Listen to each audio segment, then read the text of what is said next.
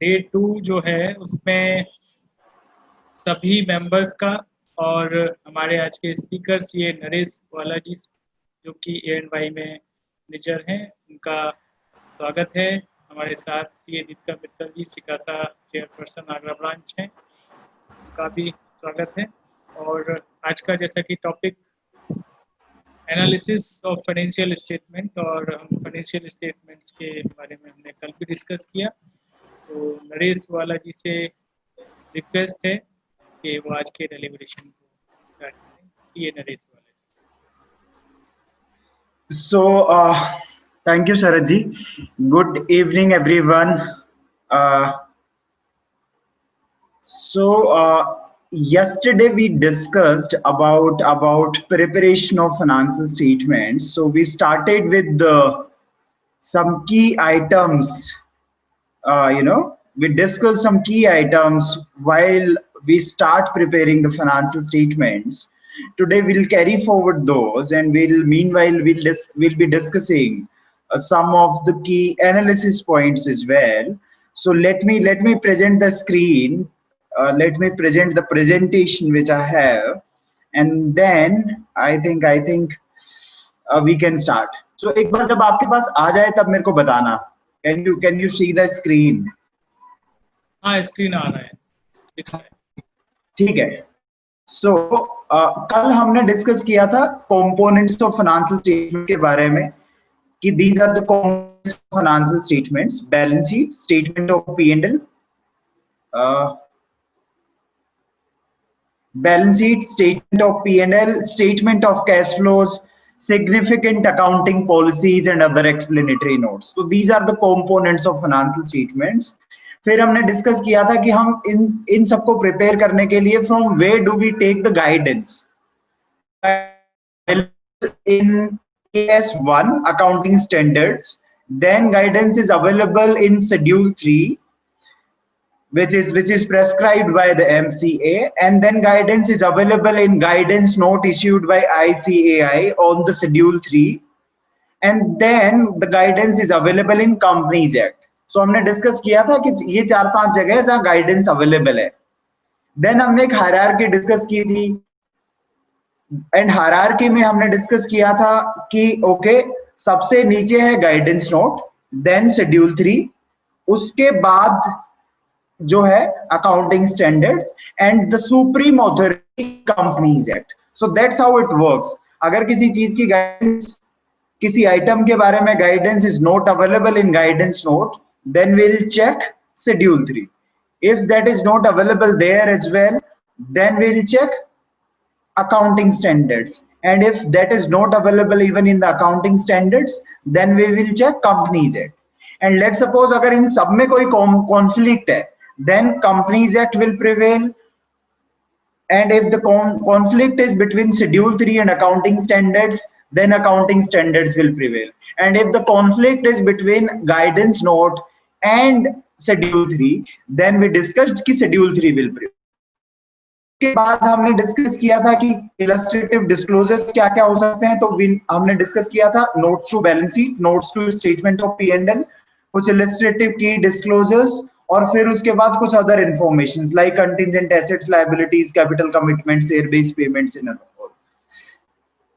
Then हमने operating cycle discuss किया था कि current assets and current liabilities, current assets, non current assets, current liabilities, non current liabilities, ये सब determine करने के लिए it is very important that we assess the operating cycle, and basis that we classify the assets liabilities into current and non current. ये हमने discuss किया था. उसके बाद हमने बैलेंस शीट और P&L का फॉर्म डिस्कस किया कि ये स्ट्रक्चर है, ये फॉर्मेट है. दिस स्ट्रक्चर और format is prescribed by schedule 3. लेकिन उसके बाद हमने डिस्कस किया था कि ये जो फॉर्मेट है, this is like minimum line items or minimum captions to be given in balance sheet or statement of profit and loss account. But if you feel कि एक सेपरेट लाइन आइटम मुझे देना चाहिए, and that's very material to give on the face of the balance sheet, face of P&L, you can definitely give that. It means आपको ऐसा नहीं है कि बैलेंस शीट और P&L के लिए यही फॉर्मेट आपको लेकर के चलना है. आपको ये फॉर्मेट तो एटलीस्ट लेकर के चलना ही है, लेकिन अगर आप कोई कैप्शन या कोई सब टोटल या कोई item है which you feel is material, then you can give that information as well on the face of balance sheet. okay, जैसे हमने डिस्कस किया था कि P&L के फेस पे अभी हमने PBT और PAT कैप्शंस डाल रखे हैं, बट इफ यू फील कि मेरे को P&L के फेस पे EBITDA दिखाना है, you can definitely do that. okay, फिर हमने डिस्कस की थी कुछ की रिक्वायरमेंट्स लाइक कंपैरेटिव इंफॉर्मेशन आपको देनी ही पड़ेंगी. If there is any specific disclosure required by any act, you have to give that disclosure. Then we discussed like materiality. You, while preparing the financial statement, you should disclose all material items, and materiality means which can impact the decision making of the users of financial statements. और उसके बाद हमने discuss किया था कि ये जो schedule 3 की रिक्वायरमेंट्स हैं, ये सारी requirements in addition to accounting standard requirements हैं. इसका मतलब जब आप शेड्यूल 3 की रिक्वायरमेंट्स को फुलफिल कर रहे हैं, आपको at the same time accounting standard की जो डिस्क्लोजर रिक्वायरमेंट्स हैं उनसे डेविएट नहीं होना है. आपको अकाउंटिंग स्टैंडर्ड की डिस्क्लोजर रिक्वायरमेंट्स भी देनी है. देन हमने राउंडिंग ऑफ डिस्कस किया था कि राउंडिंग ऑफ मैंडेटरी नहीं है, लेकिन अगर आप राउंडिंग ऑफ करते हैं अपने फाइनेंशियल स्टेटमेंट्स में, देन आपको राउंडिंग ऑफ इस तरह से करनी पड़ेगी कि अगर आपका टर्नओवर 100 करोड़ से कम है, देन आप 100,000 lakhs मिलियंस इनमें राउंड ऑफ कर सकते हैं. और अगर आपका टर्नओवर 100 करोड़ और मोर है, देन आपके पास हंड्रेड्स और थाउजेंड्स का ऑप्शन नहीं होता. You can minimum to minimum round it off in lakhs, millions, crore and decimals. और अगर आपने राउंड ऑफ किया है, then you should keep in mind that once a unit of measurement is used, it is used uniformly in the financial statements. ठीक है. फिर हमने fundamental accounting assumptions discuss करी थी, गोइंग कंसर्न, कंसिस्टेंसी और accrual. जब भी आप फाइनेंशियल स्टेटमेंट्स बनाओगे, एटलीस्ट आप इन सभी चीजों को ध्यान में रखते हुए बनाएंगे कि the business is going concern business, all accounting policies are like followed consistently, and all revenue and costs are accounted for on accrual basis. Nothing is accounted for on cash basis.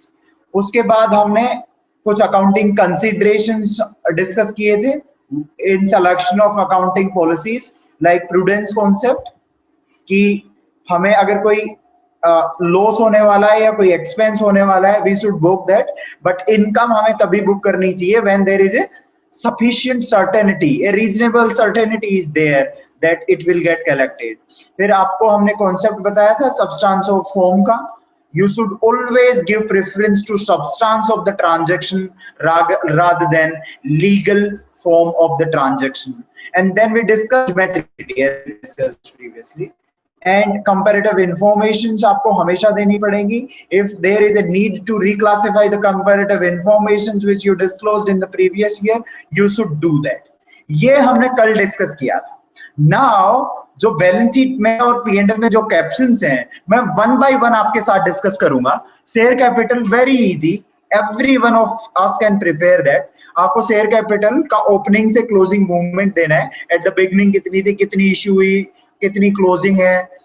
Then and this is required for share capital, both share capital, equity share capital and preference share capital, because Indian GAAP में तो अभी preference share capital को share capital में classify करते हैं. In Ind AS that might get classified into financial liability, but Indian GAAP जब अभी हम डिस्कस कर रहे हैं, so share capital includes both equity share capital and preference share capital. Then आपको जो भी आपके इक्विटी शेयर्स को in the articles of association, in the memorandum of association or in the agreement with shareholders, आपको ये तीनों चीजें refer करनी पड़ेंगी. और जो भी टर्म्स या राइट्स अटैच्ड है इक्विटी शेयर्स के साथ, आपको वो यहाँ पे डिस्क्लोज करने हैं. देन टर्म्स ऑफ कन्वर्जन और रिडम्पशन ऑफ CCPS. अगर लाइक प्रेफरेंस शेयर्स हैं, या तो कन्वर्टिबल हो सकते हैं या रिडीमेबल हो सकते हैं। तो आपको रिडम्पशन की और कन्वर्जन की यहाँ पे टर्म्स लिखनी है। देन अगर shares held by holding company, ultimate holding company or their subsidiaries and associates, अगर आपके शेयर्स को आपकी होल्डिंग कंपनी होल्ड करती है, अल्टीमेट होल्डिंग कंपनी मतलब होल्डिंग कंपनी की होल्डिंग कंपनी वो होल्ड करती है, या फिर आपकी होल्डिंग कंपनी या अल्टीमेट होल्डिंग कंपनी की कोई दूसरी सब्सिडरी है या फिर एसोसिएट है, या हमारी कोई सब्सिडरी है या हमारी कोई एसोसिएट है, अगर ये लोग आपके शेयर्स को होल्ड करते हैं तो आपको उसकी डिटेल्स भी यहाँ पे डिस्क्लोजर में देनी पड़ेगी शेयर होल्डर के शेयर कैपिटल के नोट के नीचे। Then aggregate number of bonus shares issued, अगर आपने during the year bonus share issue किए हैं, अगर आपने कोई और शेयर्स इश्यू किए हैं विदाउट एनी कंसिडरेशन, ओके, और अगर आपने during the year shares bought back किए हैं, मतलब बायबैक ऑफ शेयर्स अगर आपने किया है ड्यूरिंग द ईयर, और पिछले 5 सालों में आपने ऐसी अगर कोई ट्रांजैक्शंस की हैं तो वो आपको यहाँ पे डिस्क्लोज करनी पड़ेंगी। Details of share holders holding more than 5% shares of the company, जो भी share holder more than 5% shares of the company hold करते हैं आपको उसे डिस्क्लोज करना पड़ेगा। Shares reserved for issue under options, let suppose आपने एम्प्लॉइज को ऑप्शन दे रखे हैं या फिर किसी और थर्ड पार्टी को आपने ऑप्शंस दे रखे हैं to purchase shares of the company, और उसके लिए आपने अपनी ऑथराइज शेयर कैपिटल को रिजर्व कर रखा है, उस ऐसे कॉन्ट्रैक्ट को आपको रीड आउट करके उन शेयर्स का डिस्क्लोजर भी देना पड़ेगा। और अगर आपने ड्यूरिंग द ईयर या प्रीवियस ईयर में कोई डिविडेंड प्रपोज किया on equity shares, you have to disclose that. So share capital के around these are the disclosure requirement. अब आप देखेंगे कि these disclosure requirement are not there in the accounting standard. Accounting standard तो कोई share capital को deal करता ही नहीं है। It means these disclosure requirements are coming out from where? Schedule 3.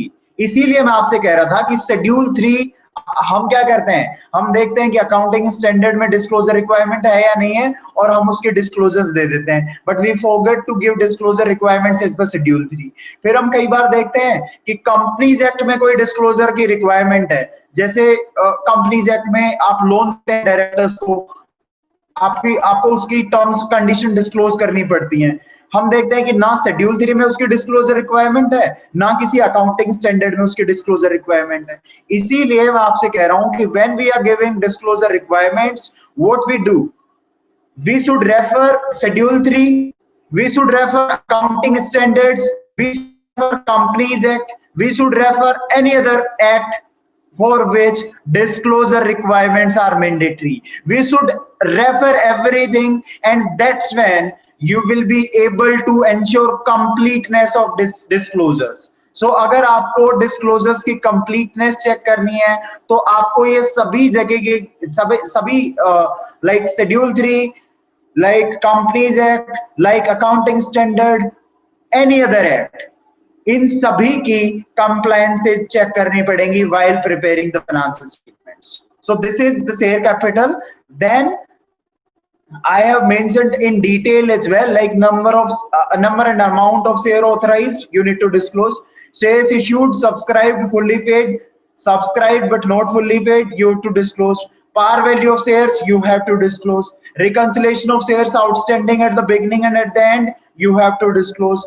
Rights, preference, restrictions attaching to each class of shares, including restrictions on distribution of dividend and repayment of capital.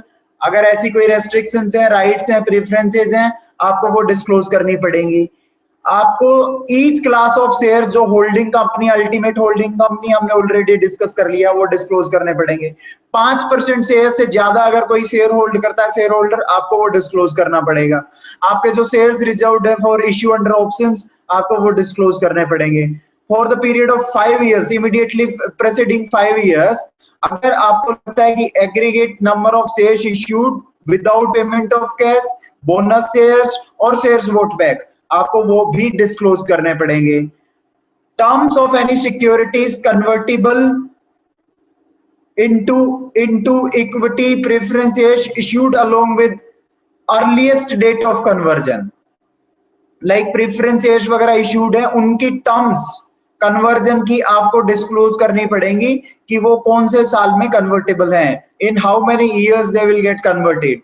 जो भी calls unpaid है on your equity shares, preference shares, आपको वो भी disclose करनी पड़ेंगी, specifically the calls unpaid by directors and officers of the company. अगर आपने ड्यूरिंग द ईयर कोई शेयर्स फॉरफिट किए हैं तो वो भी आपको डिस्क्लोज करने पड़ेंगे। तो शेयर कैपिटल के around this is the complete list of requirements, this is coming out from each of those guidances जो मैंने आपको बताई हैं। So these all are the disclosure requirements which you should follow while preparing the share capital note. So ये आपका पहला caption था share capital. दूसरा कैप्शन है आपका reserve and surplus.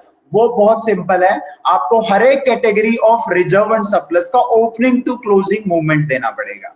Opening to closing movement like additions and deletions since the last balance sheet आपको disclose करनी पड़ेंगी for each head. Like capital reserve के लिए अलग से, कैपिटल रिडम्पशन रिजर्व के, you can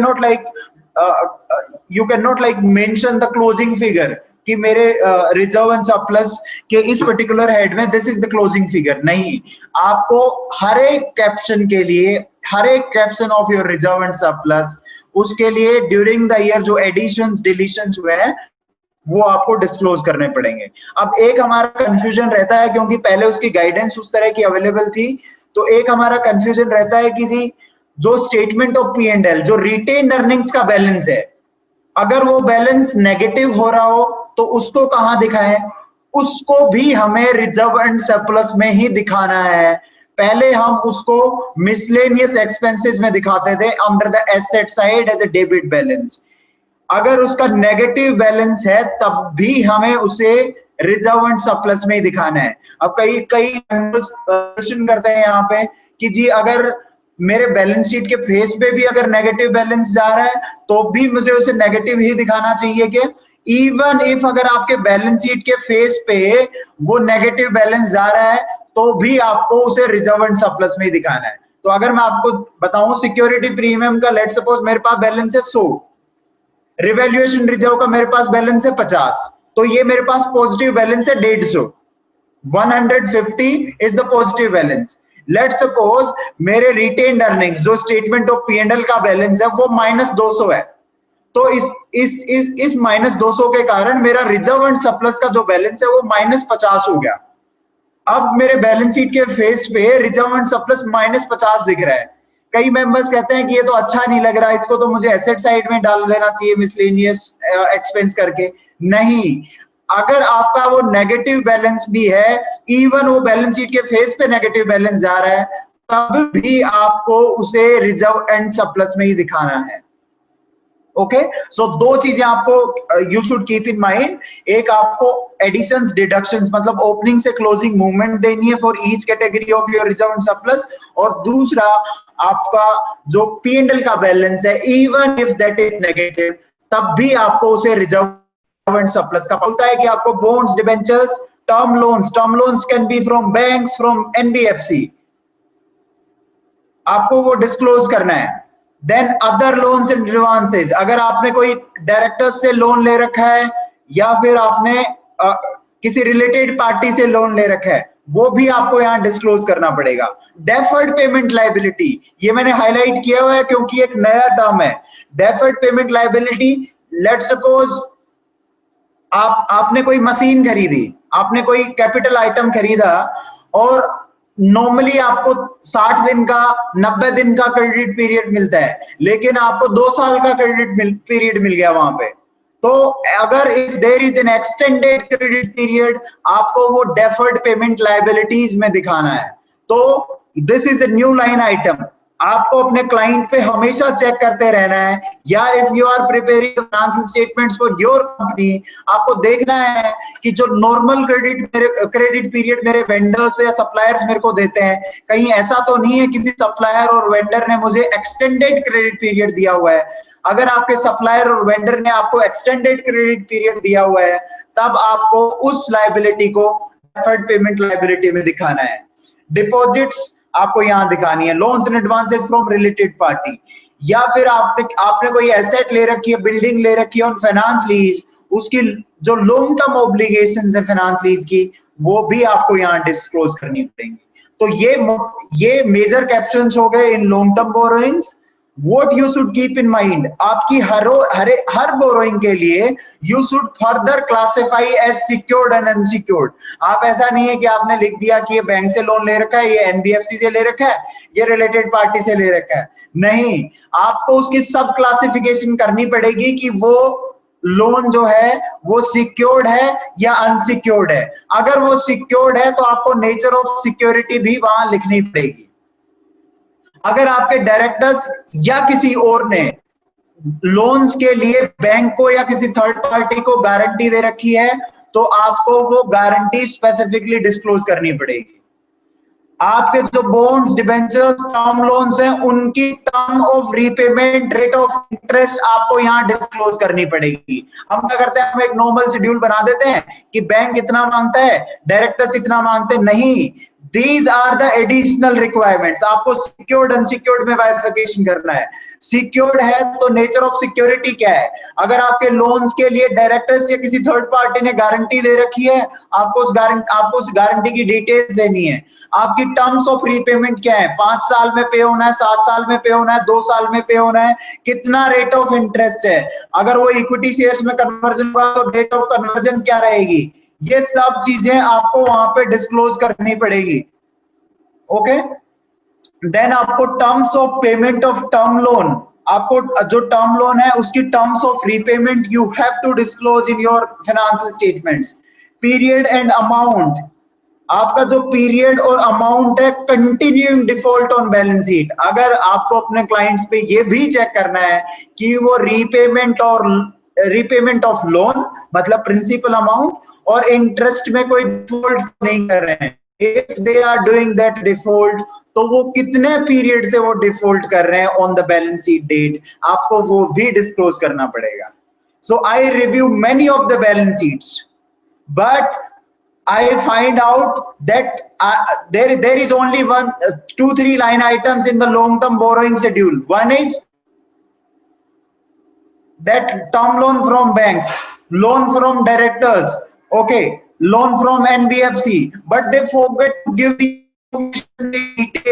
information and details, and that's where there is we are deviating from the key disclosure requirements of schedule 3। यहाँ पे अगर आप देख भी रहे होंगे तो नॉन करंट पोर्शन तो आपको यहाँ लिखना है, और जो करंट मैच्योरिटीज हैं लोन की वो भी आपको यहाँ पे लिखनी है। So you have to bifurcate your long-term borrowings into non-current portion and current maturities। Current मैच्योरिटीज कुछ नहीं है, बट वही चीज है कि नेक्स्ट 12 मंथ्स में आपको कितनी प्रिंसिपल अमाउंट पे करनी है। अब आप मेरे से पूछेंगे कि फिर इस करंट मैच्योरिटीज को कहां दिखाएंगे? ये करंट मैच्योरिटी आपकी बोरोइंग्स का पार्ट नहीं बनेगी, इसका जो बैलेंस है वो आप दिखाएंगे अदर करंट लायबिलिटीज में। अदर करंट लायबिलिटीज में एक सेपरेट कैप्शन होगा, जब मैं उसका नोट डिस्कस कर रहा हूँ I will discuss that with you. अगर आपके ट्रेड पेबल्स 12 महीने से बाद में पे होने वाले हैं, आपको यहां लिखने हैं। एनी लायबिलिटी जो आप 12 महीने के बाद पे करेंगे, आपको वो अदर लॉन्ग टर्म लायबिलिटीज में डालनी है। This is one caption. फिर प्रोविजन, 2 टाइप के प्रोविजन हो सकते हैं, लॉन्ग टर्म प्रोविजन और short term provision. Short term provision means जिनका सेटलमेंट विद इन 12 मंथ्स हो जाएगा। Long term provision means after 12। मैंने कल भी आपसे डिस्कस किया था कि प्रोविजंस मेरे पास 2 टाइप के हो सकते हैं, AS 15 के प्रोविजंस जो या लीव एक्सपेक्टेड एब्सेंस के होते हैं। इसका शॉर्ट टर्म लॉन्ग टर्म आप आराम से डाल सकते हैं एक्चुअल रिपोर्ट देख करके। और अदर प्रोविजंस जो AS 29 के प्रोविजंस हैं, AS 29 के provisions for warranty, provision for decommissioning, provision for litigation. इसका मतलब कोई लिटिगेशन चल रहा है, उसके अगेंस्ट आपने प्रोविजन बना रखा है। वारंटी आपने जो भी आप गुड्स सेल करते हैं उसके लिए आपने वारंटी दे रखी है फॉर 1 ईयर, 2 ईयर, 3 ईयर, और उस वारंटी के लिए आपने प्रोविजन बना रखे हैं, that is provision for warranty. Provision for decommissioning, आपने एक लैंड ली किराए पे, आपने उसमें बिल्डिंग बना दी और आपने वो लैंड रेंट पे ले रखी थी 30 साल के लिए। उस लैंड के रेंट एग्रीमेंट में लिखा हुआ है कि ठीक है आप इस पे बिल्डिंग बना लें, लेकिन 30 साल बाद में मेरे को मेरी land as it is condition में चाहिए। इसका मतलब आपको वो बिल्डिंग 30 साल बाद में डीकमीशन करनी पड़ेगी और जो ओनर है लैंड का उसको land as it is condition में देनी पड़ेगी। ऐसे प्रोविजंस को, जो मेरा खर्चा होगा उस बिल्डिंग को लैंड से हटाने पर, उसको प्रोविजन फॉर डीकमीशनिंग बोलते हैं। अभी अगर आपने देखा है कि 2016 में मेरा प्रोविजन का स्टैंडर्ड चेंज हुआ है और उसमें स्पेसिफिकली आ गया है कि अगर आप कोई भी प्रोविजन बनाते हैं डीकमीशनिंग लायबिलिटीज का, वो प्रोविजन आप प्रेजेंट वैल्यू पे बनाएंगे, डिस्काउंटेड वैल्यू पे बनाएंगे। इसका मतलब अगर मेरे को लायबिलिटी का सेटलमेंट 30 साल बाद करना है तो आज की डेट में I will create that provision at present value. इसके अलावा किसी भी प्रोविजन का आप प्रेजेंट वैल्यू नहीं करेंगे। ग्रेच्युटी एंड लीव एनकैशमेंट तो आप एक्चुअल रिपोर्ट देखते ही होंगे, वो तो प्रेजेंट वैल्यू पे ही होती है। सो this is how your provision disclosure will be made. Short term borrowings पे मैं आ जाता हूं। सारी चीजें वही हैं जो मैंने वहां डिस्कस करी थी बोरोइंग्स में। यहां पे सिंपल आपको वही चीजें, short term borrowing, secured unsecured में क्लासिफिकेशन करना है। अगर वो सिक्योर्ड है तो नेचर ऑफ सिक्योरिटी क्या है वो आपको डिस्क्लोज करनी है। अगर आपके डायरेक्टर्स या किसी थर्ड पार्टी ने गारंटी दे रखी है आपको वो डिस्क्लोज करनी है। और अगर आप रीपेमेंट और लोन में अगर डिफॉल्ट कर रहे हैं तो आपको period and amount of default disclose करनी है। तो ये आपकी शॉर्ट टर्म बोरोइंग्स की रिक्वायरमेंट्स है। ट्रेड पेबल्स सिंपल है। ट्रेड पेबल्स में आपको अपने ट्रेड पेबल को सबसे पहले हमें समझना पड़ेगा। इसमें हमारी क्लासिफिकेशन में बहुत ज्यादा चूक होती है। Trade payable is a payable which is in respect of amount due on account of goods purchased and services received in the normal course of business. Let's suppose मैंने मशीन खरीदी, मैंने बिल्डिंग खरीदी, मैंने लैंड खरीदी, उसका payable है, वो trade payable में नहीं आएगा, वो आएगा कैपिटल अकाउंट का payable which is in other current liabilities. Trade payables केवल उन्हीं गुड्स एंड सर्विसेज के लिए लायबिलिटी होती है जिन गुड्स एंड सर्विसेज में मैं नॉर्मल कोर्स ऑफ बिजनेस में जिनको ले रहा हूं। जैसे मैंने सप्लायर्स से गुड्स खरीदे, रॉ मटेरियल खरीदा, इन्वेंट्री खरीदी, फिनिश गुड्स खरीदे ट्रेडिंग करने के लिए, वो सारे मेरे ट्रेड पेबल्स हैं। लेट्स सपोज मेरी फैक्ट्री है, अब फैक्ट्री में फैक्ट्री वर्कर्स हैं जो एम्प्लॉइज हैं मेरे। एम्प्लॉइज के पेबल में हमारी चूक हो जाती है जनरली कि हम उसको अदर करंट लायबिलिटी में क्लासिफाई कर देते हैं। एम्प्लॉइज से जो सर्विसेज ले रहा हूं वो मैं नॉर्मल कोर्स ऑफ बिजनेस में ले रहा हूं, तो मेरे जो एम्प्लॉइज का पेबल होगा वो हमेशा ट्रेड पेबल में क्लासिफाई होगा। I have seen many balance sheet of small companies जहां पे जो एम्प्लॉय पेबल है they are classified as other current liabilities. That's incorrect. Any payable any amount which is payable to employees of the company is trade payable. That should be classified as trade payable. और trade payable को मुझे दो हिस्सों में divide करना पड़ता है, MSMED को जो पेबल है और अदर देन एमएसएमईडी को पेबल है।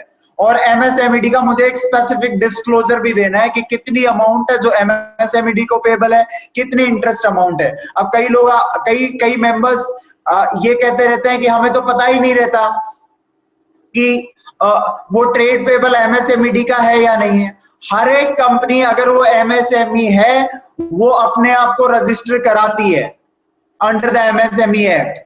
इसलिए आप अपने क्लाइंट को बोल सकते हो कि आपके जो भी सप्लायर्स हैं, जो भी वेंडर्स हैं, आप उनसे एक सर्टिफिकेट मंगवाओ कि वो एमएसएमई है या नहीं है।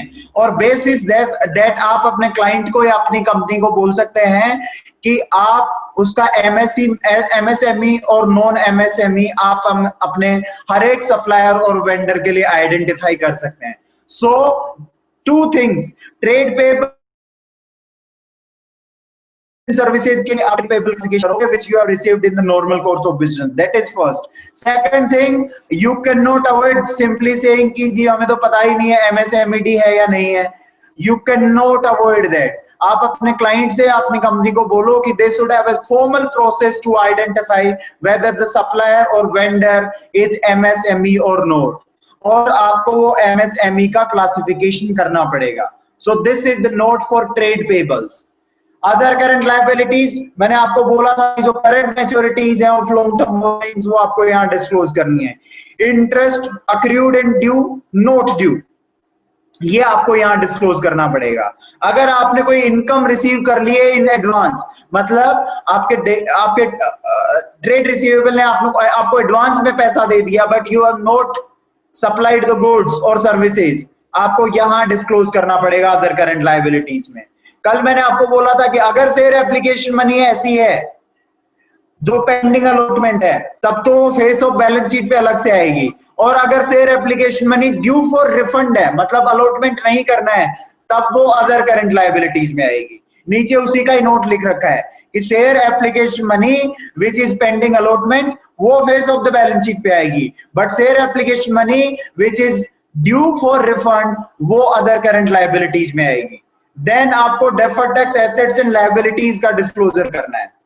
कल स्पेसिफिकली हमने डिस्कस किया था कि डेफर्ड टैक्स एसेट्स और लायबिलिटीज, इसका क्लासिफिकेशन कभी भी करंट एसेट्स और करंट लायबिलिटीज में नहीं हो सकता.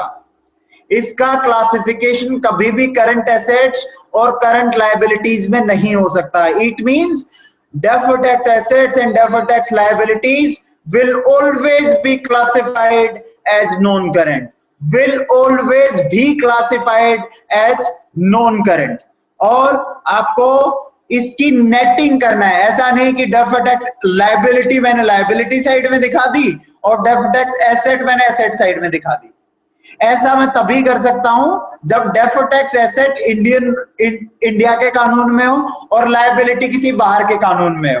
जैसे मेरी एक सब्सिडरी है जो यूएस में है, उसमें डेफर्ड टैक्स लायबिलिटी आ रही है, और इंडिया की जो कंपनी है उसमें डेफर्ड टैक्स एसेट आ रही है. इन दैट केस मैं डेफर्ड टैक्स एसेट को डेफर्ड टैक्स लायबिलिटी को अलग अलग दिखाऊंगा, क्योंकि मेरी डेफर्ड टैक्स एसेट्स और लायबिलिटीज सेपरेट ज्यूरिडिक्शंस को पर्टेन करती हैं. लेकिन अगर मेरे एक ही ज्यूरिसडिक्शन की एसेट्स और लायबिलिटीज हैं, deferred tax assets and liabilities हैं, मैं हमेशा नेट डेफर्ड टैक्स एसेट या नेट डेफर्ड टैक्स लायबिलिटी दिखाऊंगा. इसी तरह से मेरा P&L में भी नेट डेफर्ड टैक्स एक्सपेंस और नेट डेफर्ड टैक्स इनकम ही जाएगा. So we should keep in mind, अगर डिफरेंट ज्यूरिसडिक्शन है तब आप नेट नहीं कर सकते, सेम ज्यूरिसडिक्शन है तब आप उसको नेट करोगे ही करोगे, दैट्स मैंडेटरी. ओके, इसी तरह से पीपीई के नोट पे मैं आता हूं.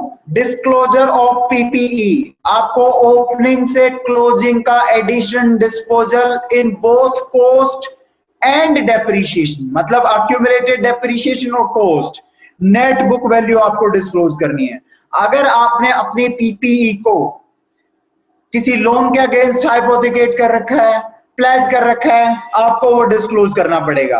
अगर आपने अपनी पीपीई आइटम को थर्ड पार्टी के यहां पे रख रखा है, इसका मतलब अगर आपकी asset is lying with the third party, then आपको वो एसेट की डिटेल भी सेपरेटली देनी पड़ेगी कि these are the assets which are lying with the third party.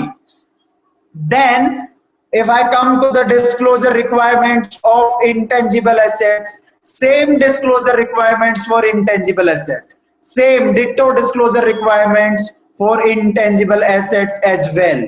What disclosure requirements are there? Opening to closing movement of the cost, opening to closing movement of the depreciation. आपको अपने intangible assets के लिए भी ये disclosures देने पड़ेंगे. अब let's suppose मेरी लैंड और बिल्डिंग एक जगह है, देन लैंड और बिल्डिंग को मुझे सेपरेटली प्रेजेंट करना ही पड़ेगा as separate classes of property, plant and equipment.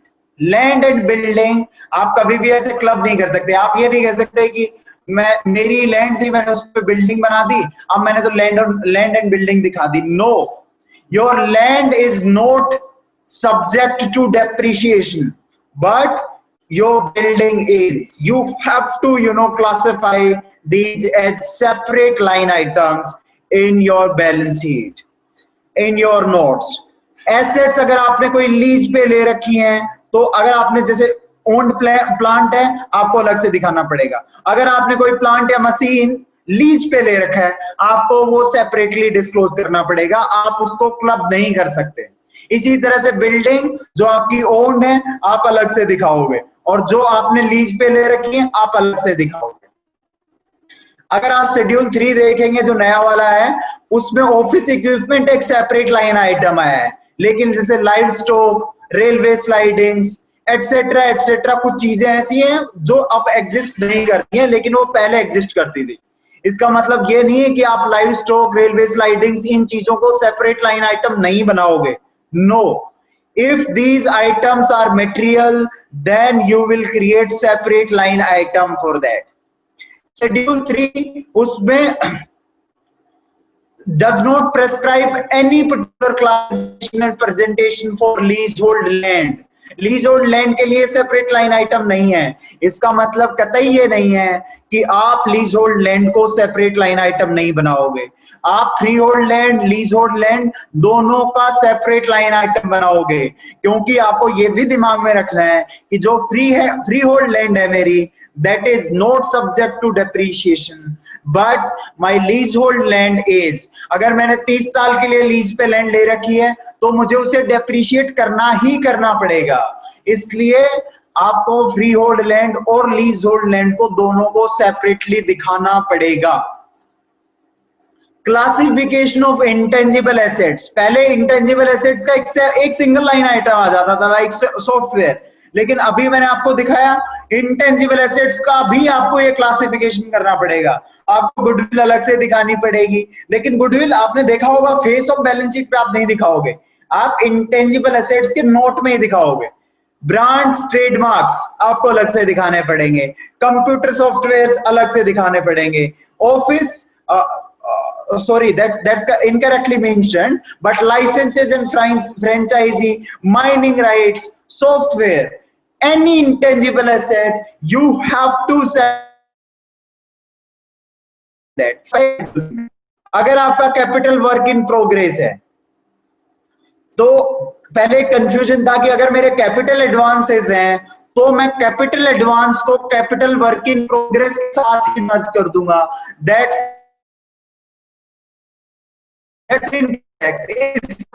आपको कैपिटल वर्क इन प्रोग्रेस तो अलग से दिखाना है, और आपका loans and advances, capital advances हैं, उसको अलग से दिखाना है. अब कई लोगों का ये कंफ्यूजन होता है कि जी कैपिटल एडवांस को हम करंट एसेट में दिखाएं या नॉन करंट एसेट में दिखाएं. आप मेरे को एक बात बताओ, कैपिटल एडवांस जो आपने दिया हुआ है, वो नॉन करंट एसेट के लिए दिया हुआ है या करंट एसेट के लिए दिया हुआ है? जनरली कैपिटल एडवांस कोई भी कंपनी क्यों देती है? To purchase PPE. अगर मैंने वो एडवांस ही पीपी के लिए दिया हुआ है, तो मेरी वो in any case non current asset है. इसका मतलब कैपिटल एडवांस के लिए दो चीजें आपको ध्यान रखनी है. पहली, उसको आपको सिविप का पार्ट नहीं बनाना है. ये कंफ्यूजन है कि वो सिविप का पार्ट बन जाता है. दूसरा, कैपिटल एडवांस को आपको हमेशा नॉन करंट एसेट्स में ही दिखाना है. सो नॉन करंट एसेट्स में ही दिखाना है. Then intangible assets under development. कई लोग होंगे, कई मेंबर दोस्त ऐसे होंगे जो इंटेंजिबल एसेट अंडर डेवलपमेंट का नाम ही पहली बार सुन रहे होंगे, या कई मेंबर्स ऐसे हैं जो नहीं जानते, because this is new concept. Intangible asset under development is synonym of सीविप. अगर मेरा पीपी का आइटम अंडर डेवलपमेंट है या अंडर प्रोग्रेस है, उसको मैं कैपिटल वर्क इन प्रोग्रेस बोलता हूं. अगर मेरी इंटेंजिबल एसेट अंडर डेवलपमेंट है, सो उसका क्लासिफिकेशन भी मुझे सेपरेट करना पड़ेगा as intangible asset under development. So इसका मतलब आप क्लासिफिकेशन पे स्पेसिफिकली ध्यान देंगे. हर एक item which is material, you would separately classify that in PPE note. आप लीज होल्ड लैंड और फ्री होल्ड लैंड पे स्पेसिफिकली ध्यान देंगे. Assets which are owned, assets which are taken on lease, उस पे स्पेसिफिकली ध्यान देंगे. आप को सिविप में कभी भी कैपिटल एडवांस नहीं लेकर आएंगे। कैपिटल एडवांस हमेशा नॉन करंट एसेट का पार्ट बनेगा और इंटेंजिबल एसेट अंडर डेवलपमेंट को आप सेपरेटली दिखाएंगे। ये आपका पीपीई और इंटेंजिबल एसेट्स के अराउंड डिस्क्लोजर रिक्वायरमेंट्स है। फिर मेरे नॉन करंट इन्वेस्टमेंट्स आ जाते हैं। इन नॉन करंट इन्वेस्टमेंट्स में मेरी इन्वेस्टमेंट प्रॉपर्टी आ जाती है। अब इन्वेस्टमेंट प्रॉपर्टी कुछ नहीं है बट लैंड एंड बिल्डिंग, जो मैंने कैपिटल एप्रिसिएशन के लिए रखी हुई है या रेंट पे दे रखी है। अगर मेरा रेंट पे देने का बिजनेस भी नहीं है, मतलब मैं रियल एस्टेट कंपनी भी नहीं हूं, और फिर भी मेरे पास कोई बिल्डिंग ऐसी है जो मैंने रेंट पे दे रखी है, इसका मतलब मैंने वो रेंट पे देने के लिए ही प्रॉपर्टी रख रखी है। केवल लैंड और बिल्डिंग, केवल लैंड और बिल्डिंग ही इन्वेस्टमेंट प्रॉपर्टी बन सकती है। अगर आपने कोई मशीन रेंट पे दे रखी है वो कभी भी इन्वेस्टमेंट प्रॉपर्टी नहीं बनेगी। So any land and building जो आपने केवल रेंट पे देने के लिए रख रखी है या फिर आपने कैपिटल एप्रिसिएशन के लिए रख रखी है, इसका मतलब क्या हुआ कि मैंने कोई लैंड खरीद ली, मैं उसको कोई यूज नहीं कर रहा, केवल कैपिटल एप्रिसिएशन के लिए रख रखी है, वो मेरी इन्वेस्टमेंट प्रॉपर्टी बनेगी। फिर कोई मेरे ट्रेड इन्वेस्टमेंट्स हैं, लेकिन ऐसे इन्वेस्टमेंट है जो मैं 12 महीने से ज्यादा के लिए होल्ड करूंगा, नॉन ट्रेड इन्वेस्टमेंट्स हैं। अगर मैं 12 महीने से ज्यादा के लिए होल्ड करूंगा, फिर मेरे इन्वेस्टमेंट इन इक्विटी शेयर्स अलग से दिखाने पड़ेंगे, इन्वेस्टमेंट इन गवर्नमेंट सिक्योरिटीज मेरे को अलग से दिखाने पड़ेंगे, इन्वेस्टमेंट इन प्रेफरेंस शेयर्स मुझे अलग से दिखाने पड़ेंगे, इन्वेस्टमेंट डिबेंचर्स अगर मैंने कर रखा है, बॉन्ड्स कर रखा है, अलग से दिखाने पड़ेंगे, इन्वेस्टमेंट इन म्यूचुअल फंड्स है मेरा, अलग से दिखाना पड़ेगा। I can not club these categories of investments. और अगर इसके बाद भी जैसे मेरा इन्वेस्टमेंट इन नेशनल सेविंग सर्टिफिकेट है, मुझे वो भी अलग से दिखाना पड़ेगा। ऐसा नहीं कि मैं उसे किसी के साथ क्लब कर दूंगा। एक और चीज आप यहाँ पे देख रहे होंगे कि जो कोटेड और अनकोटेड की आपको स्पेसिफिकली यहाँ पे रेफरेंस देनी है, whether that investment is in quoted securities or whether that investment is in unquoted securities.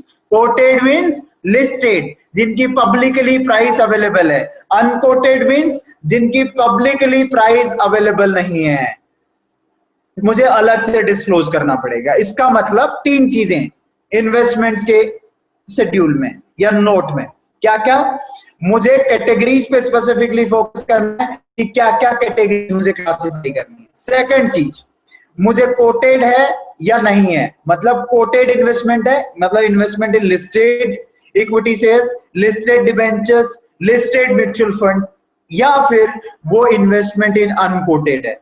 सो इसका मतलब आपको कोटेड का स्पेसिफिकली डिस्क्लोज करना है। फिर अगर ये कोई भी इन्वेस्टमेंट आपकी इन्वेस्टमेंट इन सब्सिडरी है, एसोसिएट है, जॉइंट वेंचर है या कोई स्पेशल पर्पस एंटिटी में है, अगर आपकी investment subsidiary, associate, joint venture है, आपको स्पेसिफिकली बताना है कि ये इन्वेस्टमेंट इन सब्सिडरी है, ये इन्वेस्टमेंट इन जॉइंट वेंचर है और ये वाली इन्वेस्टमेंट इन एसोसिएट है।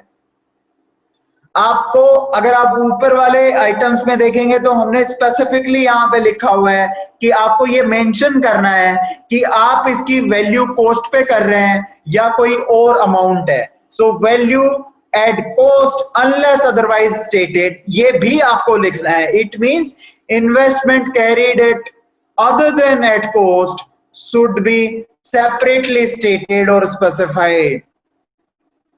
Following needs to be disclosed in case of investments: aggregate value of quoted investments and market value there.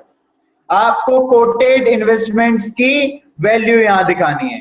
अब आप कहेंगे कि अपना AS13 है इन्वेस्टमेंट्स वाला, वो तो कॉस्ट में रखने के लिए ही बोलता है, तो मार्केट वैल्यू कहां लाएंगे? इसीलिए स्टैंडर्ड ने ये बोला हुआ है कि आप सबसे पहले ये बताएं कि आपका कोटेड इन्वेस्टमेंट है या नहीं है, और फिर आप उसकी मार्केट वैल्यू भी डिस्क्लोज करें। So even if you are doing the accounting at cost, then also you are required to disclose the market value of all the quoted investment.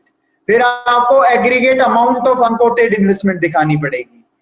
फिर अगर आपने अपने इन्वेस्टमेंट्स के अगेंस्ट कोई भी प्रोविजन बना रखा है, देन वो for diminished value of investments.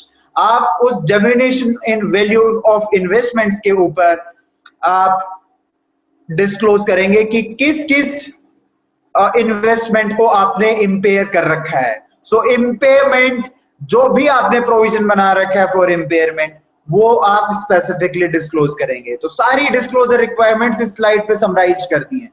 सबसे पहले आपको कैटेगराइजेशन करना है, फिर आपको किस वैल्यू पे कर रहे हैं आप उसका मेजरमेंट, कॉस्ट और अदरवाइज, फिर वो कोटेड है या अनकोटेड है.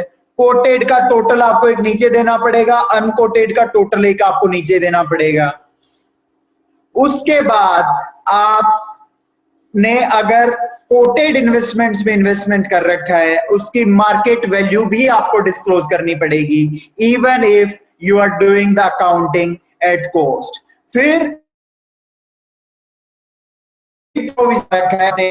आप उस प्रोविजन को भी यहां डिस्क्लोज करेंगे. So this disclosure is about non-current investments. फिर लोन्स एंड एडवांसेस पे आ जाते हैं. आपने बिल्कुल देखा होगा कि आपके लोन्स एंड एडवांसेस दो टाइप के हैं, नॉन करंट और करंट. नॉन करंट और करंट में कैसे क्लासिफाई करना है, आपको ये हमेशा कुछ चीजों की तो आप गांठ बांध लो. Non current and current classification आपने ठीक से नहीं किया, आपने कितने भी डिस्क्लोजर रिक्वायरमेंट्स ठीक कर दी, आपकी बैलेंस शीट कभी भी सही नहीं हो सकती. Because current and non current classification is the basic requirement of Ind AS, current and non current. Okay, so आपको अपने capital advances current non current में डालने हैं. फिर आपको security deposits current non current classify करनी है. Loans and advances to related parties, आपको उनको भी करंट नॉन करंट क्लासिफाई करना है. आपको अगर रिलेटेड पार्टीज को आपने कोई लोन्स एंड एडवांसेस दे रखे हैं, आपको उसकी स्पेसिफिकली डिटेल्स डिस्क्लोज करनी पड़ेंगी. Advances recoverable in cash and kind, अगर कोई भी एडवांसेस ऐसे हैं which are recoverable in cash and kind, आपको वो भी डिस्क्लोज करने हैं. Other loans and advances, other loans and advances means जो ऊपर चारों कैटेगरीज हैं, अगर इसके अलावा भी आपने कोई लोन्स एंड एडवांसेस दे रखे हैं, आप उसकी नेचर डिस्क्लोज करते हुए you can disclose those loans and advances as well. नीचे बहुत ही key disclosure requirements, you can not like run away giving these captions and making the current and non current classification. No, आपको secured, unsecured और doubtful, इसमें classification करना है कि secured considered good, secured considered doubtful, unsecured considered good, unsecured considered doubtful. फिर अगर आपने doubtful के अगेंस्ट कोई allowance for bad date and doubtful debts बना रखा है, मतलब लोन्स एंड एडवांसेस के अगेंस्ट अगर आपने कोई भी प्रोविजन बना रखा है, तो वो भी आपको डिस्क्लोज करना पड़ेगा. फिर अगर लोन्स एंड एडवांसेस आपके ड्यू हैं डायरेक्टर्स के या other officers of the company के, या फिर यहाँ पे just look at these requirements. Loans and advances due by directors, other officers of the company, or any of them either severally or jointly with any other person. Amounts due by firms or private companies. अगर वो directors और officers of the companies हैं, या तो उनको loans and advances दे रखे, या फिर कोई फर्म है, प्राइवेट कंपनी है, जो जहां पे वो डायरेक्टर्स और ऑफिसर्स पार्टनर हैं या फिर डायरेक्टर हैं, अगर उनको भी आपने कोई लोन्स एंड एडवांसेस दे रखे हैं, आपको यहाँ पे सेपरेटली लिखना पड़ेगा कि ये लोन्स एंड एडवांसेस आपने इन रिलेटेड पार्टीज को दे रखे हैं. सो लोन्स एंड एडवांसेस का डिस्क्लोजर बनाते हुए you should always keep in mind, क्या करंट एंड नॉन करंट का क्लासिफिकेशन आप सही कर रहे हैं. फर्स्ट थिंग, आप secured, unsecured, considered good, considered bad, doubtful, इसका क्लासिफिकेशन आप ठीक से कर रहे हैं. जो भी आप allowance for bad and doubtful debts बना रहे हैं, आपको वो भी डिस्क्लोज करना पड़ेगा. और लोन्स एंड एडवांसेस जो ड्यू हैं बाय डायरेक्टर्स, ऑफिसर्स, या फिर वो फर्म्स या प्राइवेट लिमिटेड कंपनी जहां पे वो डायरेक्टर्स, ऑफिसर्स, पार्टनर्स हैं या फिर डायरेक्टर्स हैं, वो भी आपको डिस्क्लोज करना पड़ेगा. See, we all are chartered accountants. हमें ये सब चीजें ध्यान रखनी पड़ेगी. when we are preparing the financial statements, every user is relying on us. Every user of those financial statements is relying on us. And if we as professionals will do mistakes in giving these basic disclosures, current, non-current classification, secured, unsecured classification, related party disclosures, then I think we should focus more on understanding these aspects and give proper disclosures. So these are very basic things, but believe me, many of my dear professional colleagues do mistakes in giving these disclosures, which we should not do. फिर other non-current assets and current assets, this is a residual category कि जो assets और liability assets हमने discuss कर ली ऊपर, उसके अलावा अगर कोई non-current asset या current asset बच जाती है, उसको आप यहाँ जैसे long term trade receivable, ऐसे trade receivable जो मुझे 12 महीने बाद पैसे देंगे, I will make them part of other non-current trade receivable. और इसी तरह से कोई भी एडवांस जो आपने ऊपर क्लासिफाई नहीं किया, आप उसको यहां डिस्क्लोज करेंगे. सेम चीजें डिस्क्लोज करने के लिए secured considered good, unsecured considered good, secured considered doubtful, unsecured considered doubtful, allowance for bad and doubtful debts, debt due by directors and other officers of the company, debt due to a firm in which director is a partner, debt due to a private limited company in which all director is a director. Simple things. You have to give these disclosures. Moving on to the next. Inventories को आपको classify करना पड़ेगा in heads में.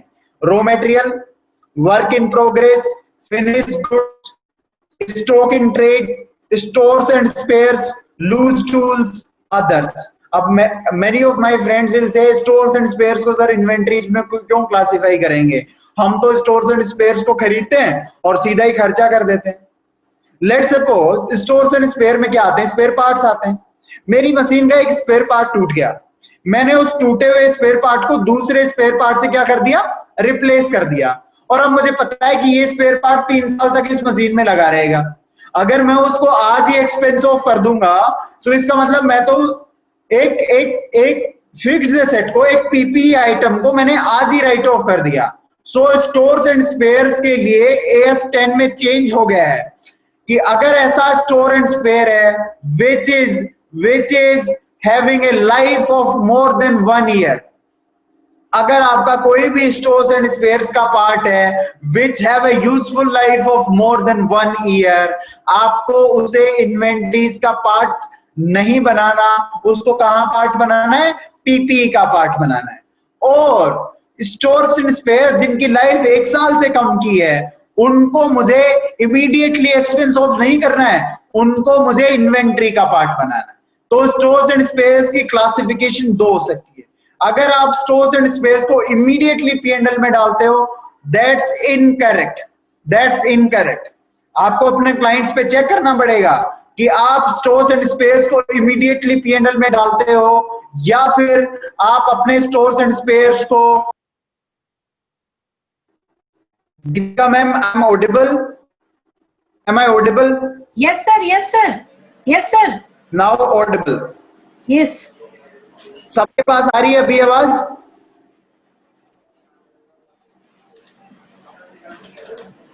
Yes. If some more people will say yes, I'll start again.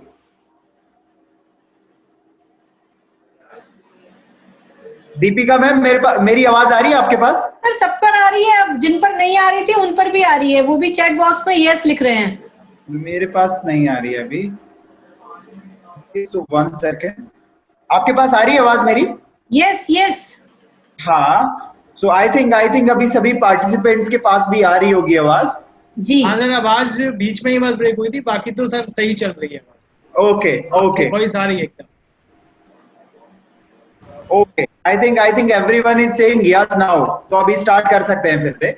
So inventories में एक बार फिर से बता देता हूं कि इन्वेंट्रीज में हमें इन्वेंट्रीज का क्लासिफिकेशन करना पड़ेगा between raw material, work in progress, finished goods, stock in trade, stores and spares, loose tools, others. Now what happens what happens, जैसे मैंने केवल ट्रेडिंग के लिए गुड्स खरीदे हैं, I will specifically say stock in trade. अगर मैंने trading के लिए फिनिश्ड गुड्स भी खरीदे हैं, इवन इफ मैं उसका क्लासिफिकेशन स्टॉक इन ट्रेड में करूंगा। कई बार हम यहाँ कंफ्यूज हो जाते हैं कि मैंने तो फिनिश्ड गुड्स खरीदे हैं और फिनिश्ड गुड्स आगे बेच रहे हैं, मैं फिनिश्ड गुड्स में उसका क्लासिफिकेशन कर देता हूं, दैट्स इनकरेक्ट। अगर मैंने स्टॉक इन ट्रेड के लिए चाहे रॉ मटेरियल खरीद रखा है, चाहे मैंने वर्क इन प्रोग्रेस खरीद रखा है, चाहे मैंने फिनिश्ड गुड्स खरीद रखे हैं, अगर वो स्टॉक इन ट्रेड के लिए है तो मुझे उसे स्टॉक इन ट्रेड में ही क्लासिफाई करना है। Then my own raw material, my own work in progress, my own finished goods, उसका मुझे क्लासिफिकेशन सेपरेटली करना है। स्टोर्स एंड स्पेयर्स के लिए मैं बहुत ही इंपॉर्टेंट पॉइंट आपको बता रहा था कि हम जनरली गलती क्या करते हैं कि स्टोर्स एंड स्पेयर्स मैंने जिस दिन खरीदा उसी दिन ही I take that to P&L कि ये तो कंज्यूमेबल ही है ना, इसको तो P&L में डाल दो, खर्चा डाल दो। बट ऐसा नहीं होता। कई स्टोर्स एंड स्पेयर आपके प्लांट में, मशीनरी में इस तरह के होते हैं जो 2-2, 3-3 साल तक यूज में होते हैं। मतलब आपने अगर एक बार स्टोर उस स्पेयर पार्ट को रिप्लेस कर दिया, हो सकता है वो आपकी मशीन में 3 साल तक काम करे। ऐसे केस में सिंस उसकी लाइफ 1 साल से ज्यादा है, आपको उसे PPE का पार्ट बनाना पड़ेगा, प्रॉपर्टी प्लांट एंड इक्विपमेंट का। और दूसरी चीज मैं बता रहा था कि इवन इफ उसकी लाइफ 1 साल से कम है, देन ऑल्सो आपको उसे इन्वेंट्री का पार्ट बनाना पड़ेगा। और जब उसका कंजम्पशन हो जाए तब मुझे उसे consumption of stores and space में एज एन एक्सपेंस ट्रीट करना चाहिए, ना कि इमीडिएटली P&L में डालना चाहिए।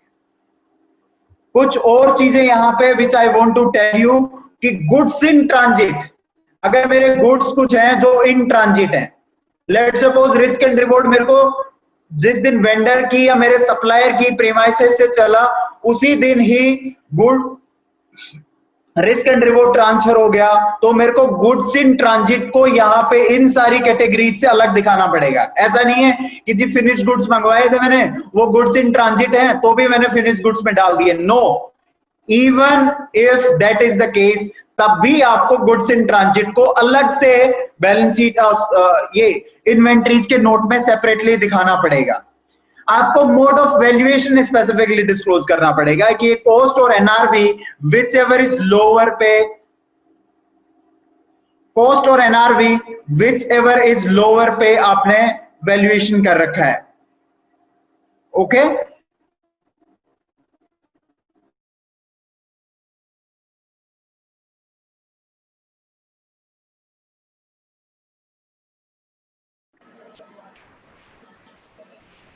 The heading of finished goods should comprise all finished goods other than those acquired for trading purposes. इसका मतलब finished goods में मेरे finished goods ही रहेंगे, वो finished goods नहीं रहेंगे which we have acquired for the purpose of trading. So inventory वाले note में आपको स्पेसिफिकली ध्यान देना है क्या आपका ये जो कैटेगराइजेशन है ये करेक्ट है। दूसरा, mode of valuation, cost or NRV whichever is lower, आप उसको ठीक से दिखा रहे हैं। तीसरी आइटम आपको स्पेसिफिकली डिस्क्लोज करनी है कि आपका ट्रेडेड गुड्स का जो स्टॉक है वो ही ट्रेडेड गुड्स में है, आपके खुद के finished goods, work in progress, raw material वो अलग से आए। Even if you have purchased any finished goods for the purpose of trading, then also आपको उसको यहीं दिखाना पड़ेगा। और गुड्स इन ट्रांजिट है तो वो आपका एक सेपरेट रेलिवेंट हेड आएगा। I think that's clear to everyone। अभी तक की जो भी चीज है वो सभी दोस्तों को क्लियर है। Moving on, current investment discuss कर लिया। सेम नॉन करंट इन्वेस्टमेंट का जैसा ही सीन है। आपको सबसे पहले कैटेगराइजेशन पे ध्यान देना है कि कैटेगराइजेशन वेदर इज करेक्ट और not. Like investment, current investments हैं, investment in equity, preferences, government securities, mutual funds, debentures, bonds, other investments like I gave the example of national saving certificate. और अगर आपकी इन्वेस्टमेंट इन सब्सिडरी, एसोसिएट है, joint venture, आपको अलग से दिखानी ही पड़ेगी। फिर मैंने आपसे डिस्कस किया था कि अगर कोटेड है आपको अलग से दिखाना पड़ेगा, अनकोटेड है आपको अलग से दिखाना पड़ेगा। आपको कोटेड इन्वेस्टमेंट्स का टोटल अलग से देना पड़ेगा, अनकोटेड इन्वेस्टमेंट्स का टोटल अलग से देना पड़ेगा। आपके कोटेड इन्वेस्टमेंट्स की क्या मार्केट वैल्यू है, क्योंकि कोटेड इन्वेस्टमेंट्स को आप अपनी कॉस्ट पे रख रहे होंगे। आप फाइनेंशियल रिपोर्टिंग मतलब बैलेंस शीट के पर्पज से आप अपने इन्वेस्टमेंट को कॉस्ट पे रख रहे हैं, फिर भी आपको डिस्क्लोजर्स में उसकी मार्केट वैल्यू दिखानी है अगर आपके इन्वेस्टमेंट्स कोटेड इन्वेस्टमेंट्स हैं तो।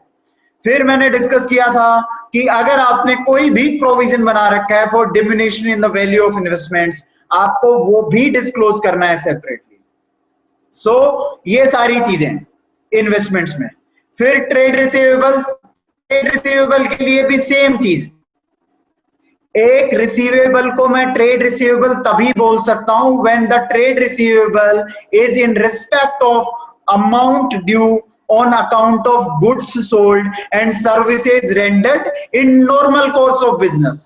अगर मैंने सर्विसेज रेंडर करी हैं इन the normal course of business, अगर मैंने सर्विसेज रेंडर करी हैं इन the normal course of business, then only I will classify them as trade receivables। इसका मतलब लेट्स सपोज मेरा कोई इंश्योरेंस क्लेम रिसीवेबल, मैं कभी भी उसको ट्रेड रिसीवेबल नहीं बोल सकता हूं, क्योंकि insurance claim receivable is not something like goods sold or services rendered in the normal course of business, never। इसका मतलब ट्रेड रिसीवेबल्स के लिए मुझे स्पेसिफिकली ध्यान देना है, स्पेसिफिकली ध्यान देना है कि मेरे को ट्रेड रिसीवेबल्स में केवल उन्हीं रिसीवेबल्स को लाना है which are for goods sold and services rendered in the normal course of business. ठीक है। उसके बाद secured unsecured good, secured considered good, unsecured considered good, doubtful.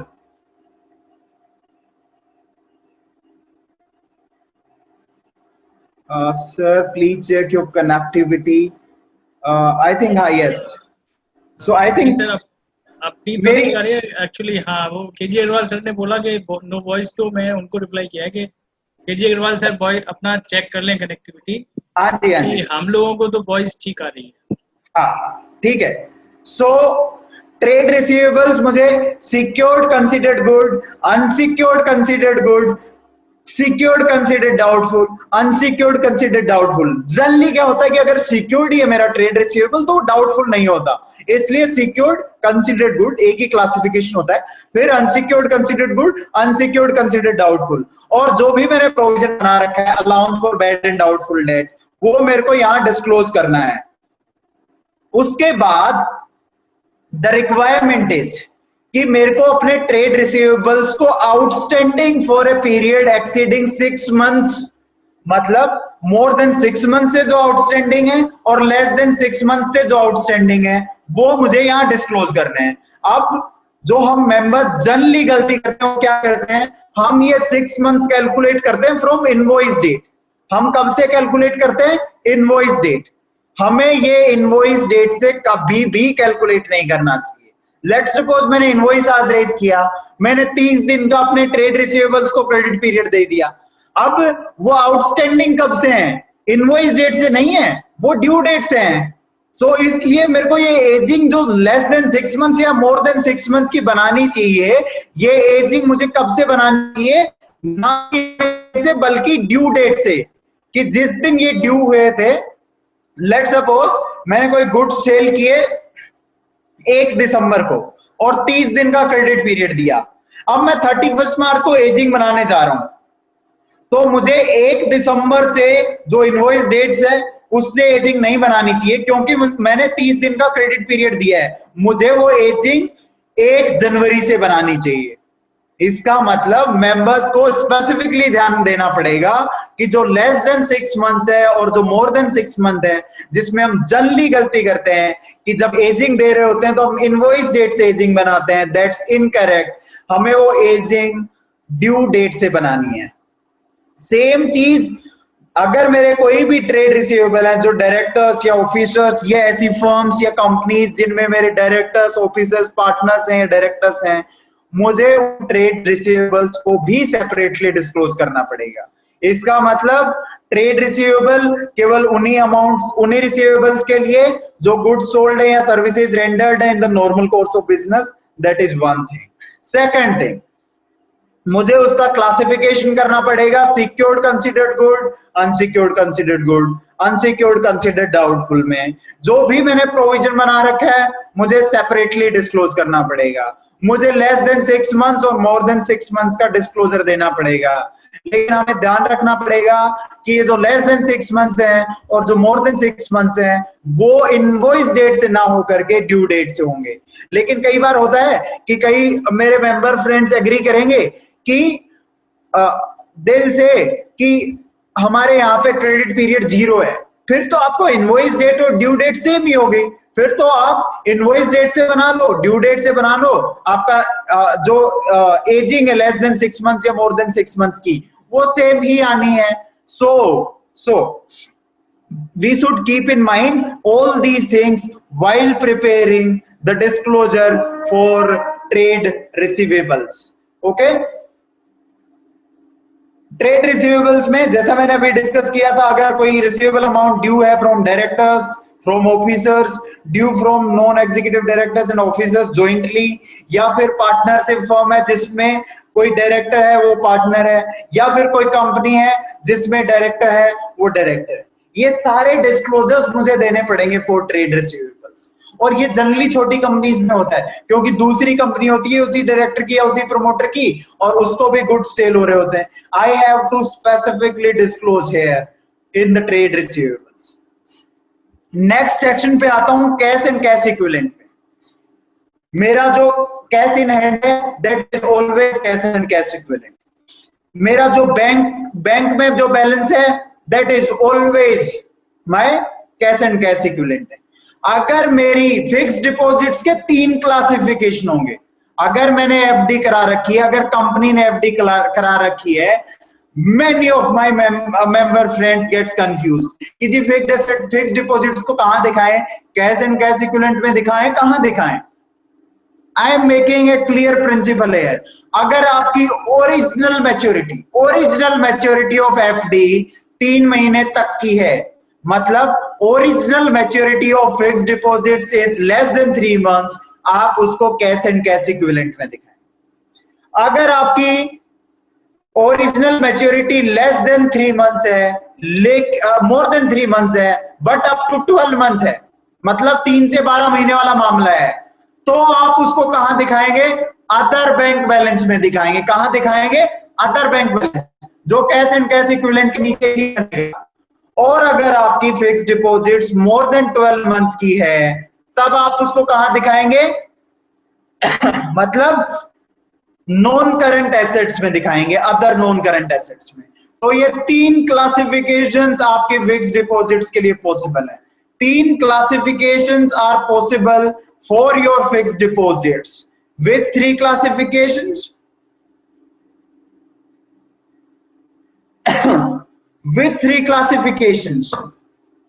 Either cash and cash equivalent, other bank balance और other non-current assets. अब आप कहोगे कि sir आपने वो जो दिखाया था बैलेंस शीट का स्ट्रक्चर, उसमें तो cash and cash equivalent he caption था, उसमें तो अदर बैंक बैलेंस नहीं था।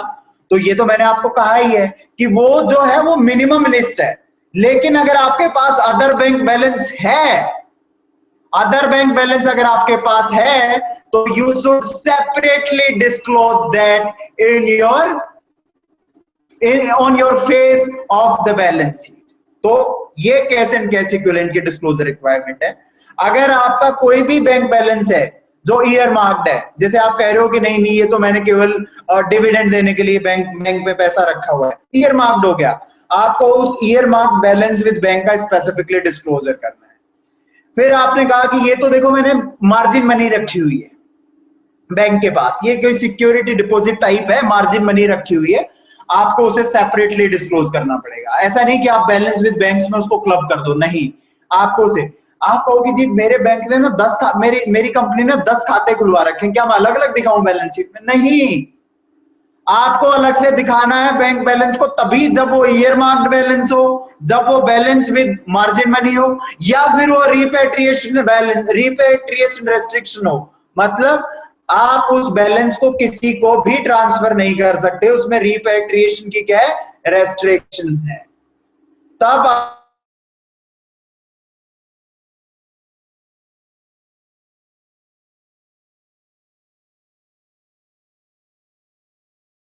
Okay, then the next thing, other bank balance would comprises of item of balance with banks such as margin money, such as security, ये fix deposits, bank deposits जिनकी maturity 3 month से ज्यादा है but 12 month से कम है। Okay, और जो ऐसी डिपॉजिट्स होंगी जो नॉन करंट पोर्शन होगा डिपॉजिट्स का, वो अदर नॉन करंट एसेट्स में आएगा।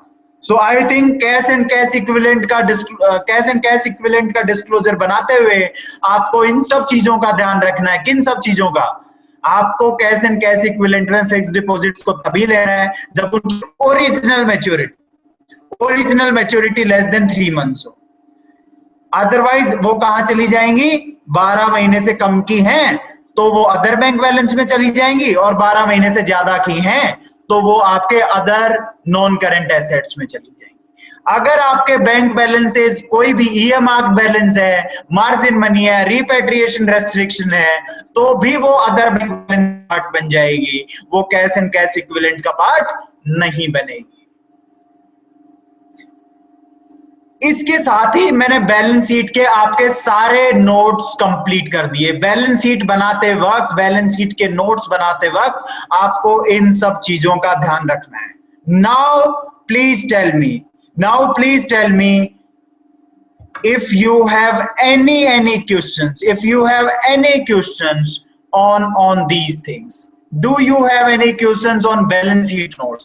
अगर आप कहेंगे कि नहीं सब चीजें क्लियर हैं, then we will move to the P&L notes. बताइए एक बार please,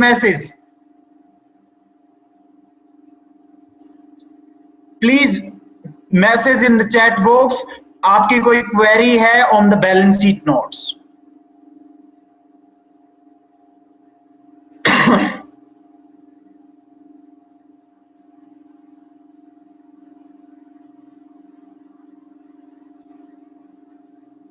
Do you have any query in the balance sheet notes? FD तो राहुल मैंने डिस्कस कर लिया।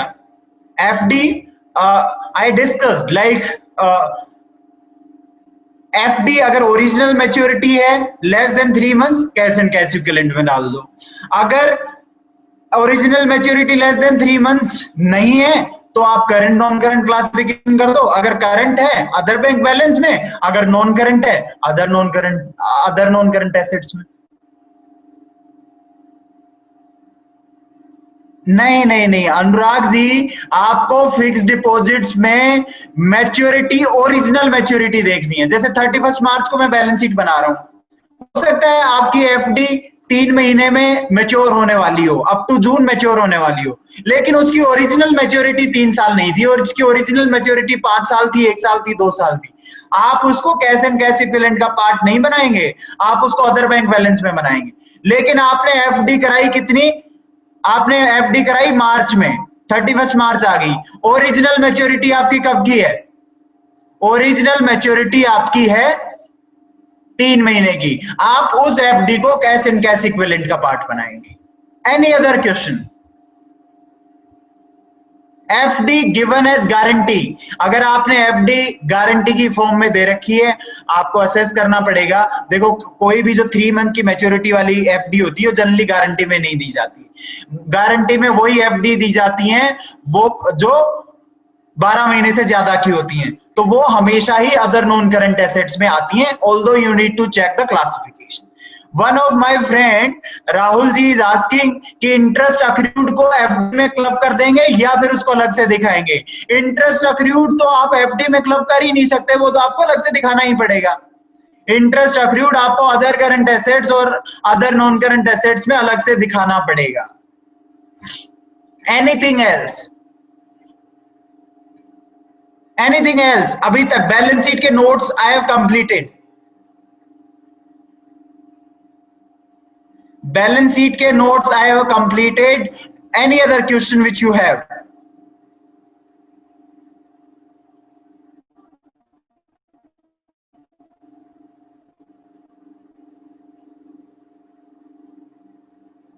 Do we have anything else? No. I think we should move to P&L. Revenue को आपको classification करना है, sale of product, sale of services, other operating. I think we have one more question. Related party payable, related party payable को आपको दिखाना है, एक तो रिलेटेड पार्टी के डिस्क्लोजर में और एक पेबल में भी आपको रेफरेंस देनी है कि इस पेबल में से इतना रिलेटेड पार्टी का है। और yes, we will add that in trade payable only, लेकिन हम उस नोट में रेफरेंस देंगे रिलेटेड पार्टी डिस्क्लोजर का कि देखो ट्रेड पेबल में कुछ अमाउंट रिलेटेड पार्टी की है, please refer related party disclosure. Okay, please refer related party disclosure for that. ठीक है, फिर मैं बात कर रहा था रेवेन्यू की। रेवेन्यू में आपको स्पेसिफिकली डिस्क्लोज करना है क्या? Sale of products, sale of services, other operating revenue, आपको ये डिस्क्लोज करना है। अब हमारे मेंबर फ्रेंड्स, कोलीग्स जो जल्दी कंफ्यूज हो जाते हैं वो एक चीज में हो जाते हैं कि जी अदर ऑपरेटिंग इनकम जो है और जो अदर इनकम है उसमें क्या डिफरेंस है। लेट्स सपोज मैंने एफडी करा रखी है और मैंने उसके ऊपर इंटरेस्ट कमाया। That FD interest is not something which I am doing in normal course of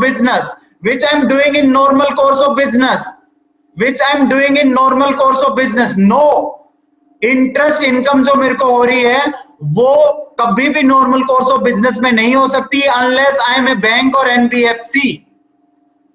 ठीक है, इसका मतलब मेरे को इंटरेस्ट को हमेशा अदर इनकम में दिखाना है। लेकिन मैं मैन्युफैक्चरिंग कर रहा हूं और उसमें कुछ स्क्रैप निकल गया, मैंने वो स्क्रैप बेच दिया।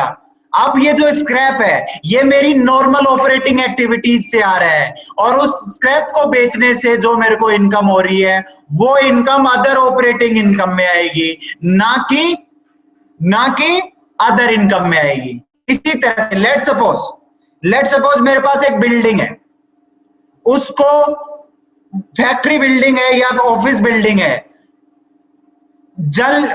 मेरा बिजनेस ही नहीं है कि मैं बिल्डिंग को किराए पे दूं, मेरा बिजनेस ही नहीं है, लेकिन कुछ टेम्परेरी पीरियड के लिए मैंने किराए पे दे दिया। तो जो रेंट कमाऊंगा वो रेंट मेरा नॉर्मल कोर्स ऑफ बिजनेस में नहीं आ रहा है, लेकिन और वो नॉर्मल कोर्स ऑफ बिजनेस में नहीं आ रहा है तो मुझे कहां दिखाना पड़ेगा? उसको अदर इनकम में दिखाना पड़ेगा। इसी तरह से लेट्स सपोज मेरे पास एक जेसीबी मशीन है या मशीन्स हैं, मैं नॉर्मल मेरे बिजनेस में भी यूज करता हूं और कभी कभी उसको किराए पे भी दे देता हूं। इसका मतलब मेरा वो एक नॉर्मल ऑपरेशन है, किराए पे देना है मशीन को, उस केस में मुझे उसे अदर ऑपरेटिंग रेवेन्यू में दिखाना पड़ेगा। इसका मतलब आपकी जो भी अदर इनकम्स है ना, आपको हमेशा डिटरमाइन करना पड़ेगा कि वो अदर ऑपरेटिंग इनकम है या फिर वो अदर इनकम है। अगर वो अदर ऑपरेटिंग इनकम है तो वो रेवेन्यू का पार्ट बनेगी, और वो अदर इनकम है देन वो अदर इनकम का पार्ट बनेगी। तो ये क्लासिफिकेशन बहुत माइनर है, ऊपर नीचे ही होता है, लेकिन इससे क्वालिटी ऑफ फाइनेंशियल स्टेटमेंट्स पे फर्क पड़ जाता है। So you should always keep in mind, keep in mind कि ये जो क्लासिफिकेशन है that is happening correctly or not। ठीक है, the term other operating revenue is not defined. This would include either its principal or ancillary revenue generating activity, but which is not revenue arising from sale of product and rendering of the services। अगर sale of product, rendering of services है तब तो ऊपर वाले दोनों line items में ही आ जाएगा। लेकिन कोई एंसिलरी एक्टिविटी हो रही है around that sale of product और सेल ऑफ सर्विसेज, जो मैंने एग्जांपल दिया था किसका, स्क्रैप सेल का, वो कहां आएगी? अदर ऑपरेटिंग रेवेन्यू में आएगी। ठीक है, other income as I have already discussed with every one of you, interest income, dividend income, net gain और loss on sale of investment. Investment को बेचना और खरीदना मेरी कभी भी normal course of business activity नहीं हो सकती अनलेस मैं एक इन्वेस्टमेंट कंपनी हूं। तो अगर मैं कोई इन्वेस्टमेंट्स पे मेरे को गेन और लॉस हो रहा है तो वो मेरे अदर इनकम का पार्ट बनेगा। इसी तरह से कोई अदर नॉन ऑपरेटिंग इनकम हो रही है, जैसे मैंने रेंटल इनकम का एग्जांपल लिया था, जैसे आपका कोई इंश्योरेंस क्लेम आपको रिसीव हो जाता है, सो वो सब चीजें आएंगी आपकी अदर नॉन ऑपरेटिंग इनकम में। फाइनेंस कॉस्ट में interest expense, other borrowing cost. अब एक तीसरी लाइन आइटम और लिख रखी है मैंने, एप्लीकेबल नेट गेन और loss on foreign currency transaction. मैं इंडिया से जब मैं लोन लेता हूं बैंक से, मेरी बात को बहुत ध्यान से सुनिएगा, मैं इंडिया में जब किसी बैंक से लोन लेता हूं तो लेट सपोज मेरे को रेट ऑफ इंटरेस्ट देता है बैंक 10%। मैं यूएस से या जापान से यहां से लोन ले रहा हूं तो मेरे को बैंक ने कहा 2% पे मेरे से लोन ले लो। आप बहुत हंसी खुशी चले जाओगे कि अरे वहां तो लोन 2% पे ही मिल रहा है, यहाँ 10% पे मिल रहा है, वहीं वाला ही रेट ले लेते हैं। लेकिन आपको एक और लॉस हो जाता है वहां पे, क्या? फॉरेन करेंसी में फ्लक्चुएशन हो जाती है, उसके कारण से लॉस हो जाता है, क्योंकि आपकी बोरोइंग जो फॉरेन करेंसी में, वो आपकी फॉरेन करेंसी में फ्लक्चुएट हो जाती है। ऐसे केस में जो आपका बोरोइंग कॉस्ट वाला स्टैंडर्ड है, वो बोरोइंग कॉस्ट वाला स्टैंडर्ड कहता है कि ऐसे केस में आपको सिंपली क्या करना है, उन foreign currency gains and losses को भी क्या ही बोलना है, बोरोइंग कॉस्ट बोलना है। अब many of my friends gate confused कि फॉरेन करेंसी में लोन ले रखा है ना, कोई भी फ्लक्चुएशन हो रही है इसकी, इसको क्या नाम है, अदर एक्सपेंसेस में, अदर इनकम में डाल दो। नहीं, अगर आपने फॉरेन करेंसी में लोन ले रखा है तो उसका कुछ हिस्सा जो डिफरेंशियल है ना 2 से और 10% के बीच का, वो आपका क्या बनेगा, फाइनेंस कॉस्ट बनेगा। उसको आप अदर एक्सपेंसेस में नहीं डाल सकते, उसको आपको यहां डालना पड़ेगा। पैरा 6 रेफर करना, पैरा 6 ऑफ AS 23 आप रेफर करना। बोरोइंग कॉस्ट का जो standard AS 16, sorry I am getting confuse between Ind AS and AS। So AS 16 का पैरा 6 आप रेफर करना और आप वहां पाओगे कि जो foreign currency gain and losses है ना, वो भी बोरोइंग कॉस्ट बन सकते हैं, वो भी क्या बन सकते हैं, फाइनेंस कॉस्ट बन सकते हैं। So you should always keep in mind कि gains and losses on foreign currency translation can also become finance cost. Okay, employee benefit expenses, employee benefit expenses आपको ध्यान देना पड़ेगा कि सैलरी एंड वेजेस आप क्लासिफिकेशन कर रहे हैं, contribution to provident and other funds आप क्लासिफिकेशन कर रहे हैं, एक्सपेंसेस जो ESOP और ESPP आप क्लासिफिकेशन कर रहे हैं, स्टाफ वेलफेयर एक्सपेंसेस आप क्लासिफिकेशन कर रहे हैं। तो ये क्लासिफिकेशन आप अपने एम्प्लॉय बेनिफिट एक्सपेंसेस के लिए क्या करेंगे, ये सारे आपके नोट्स हो गए P&L के। अब मैं और P&L के जो नोट्स हैं उनको थोड़ा सा और बताता हूं आपको डेप्रिसिएशन अमोर्टाइजेशन अलग से दिखाना है। Any item of income and expenditure which exceeds 1% of revenue, आपको देखना है कि जो आपका अदर एक्सपेंसेस में आप एक लिस्टिंग देते हैं ना 20-30 लाइन आइटम्स की, कि ये एक्सपेंस वो एक्सपेंस, आप उसको सेपरेटली या मिसलेनियस में डाल सकते हैं या नहीं कर सकते हैं। उसके लिए ये प्रिंसिपल है कि आपको देखना पड़ेगा कि वो एक्सपेंस 1% ऑफ रेवेन्यू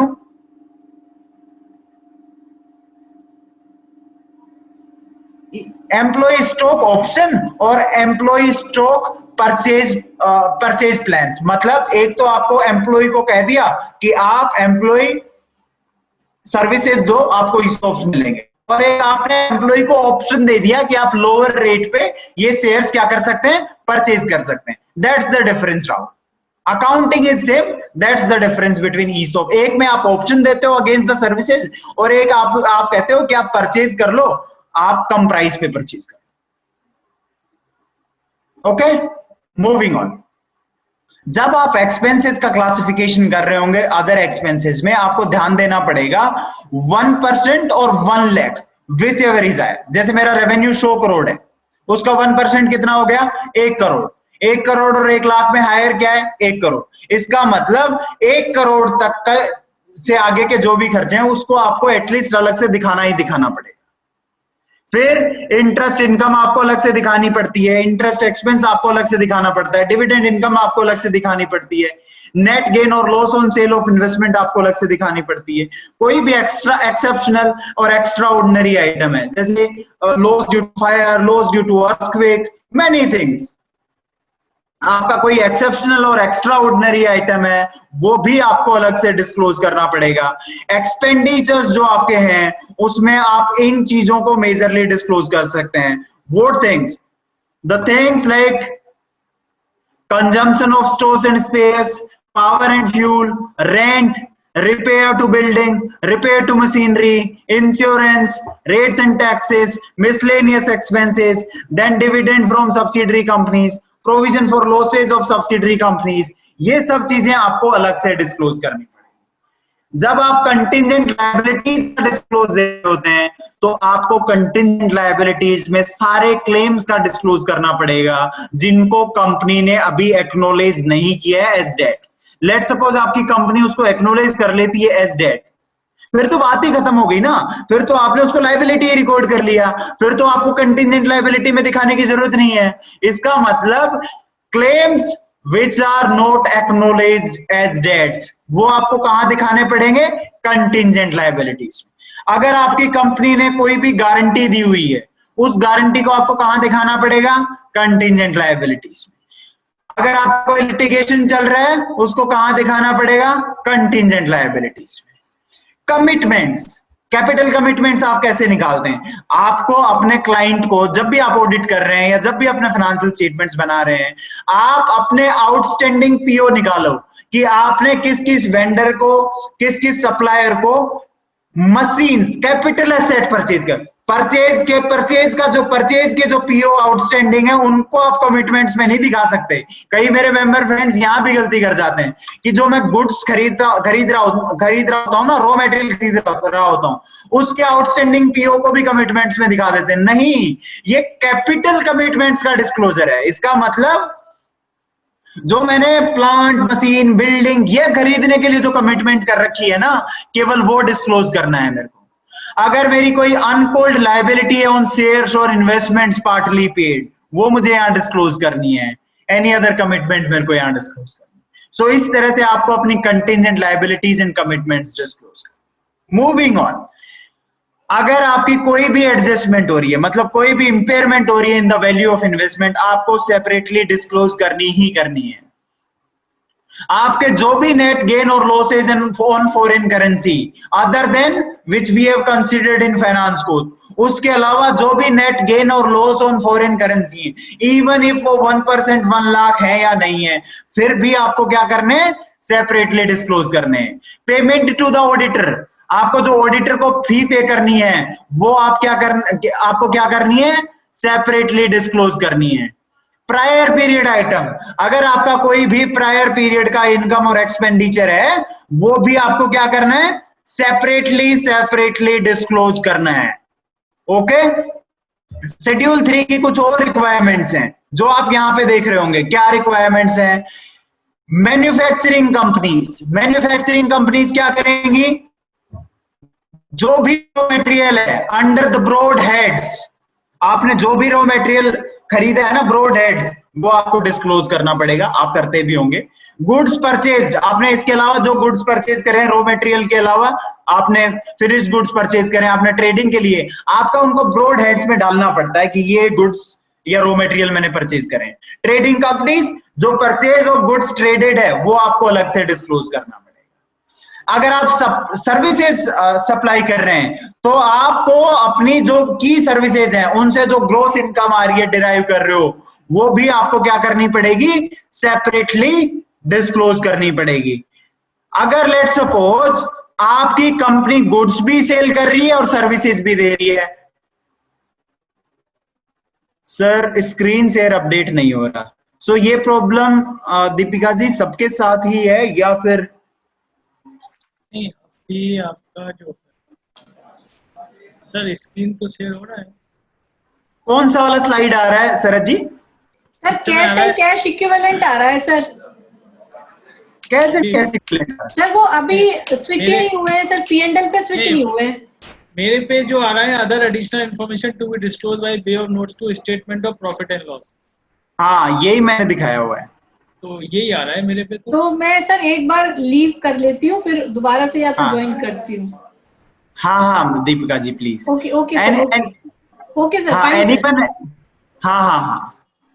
ठीक है, जैसे अनुराग जी भी कह रहे हैं कि उनके पास भी अदर इंफॉर्मेशन आ रहा है।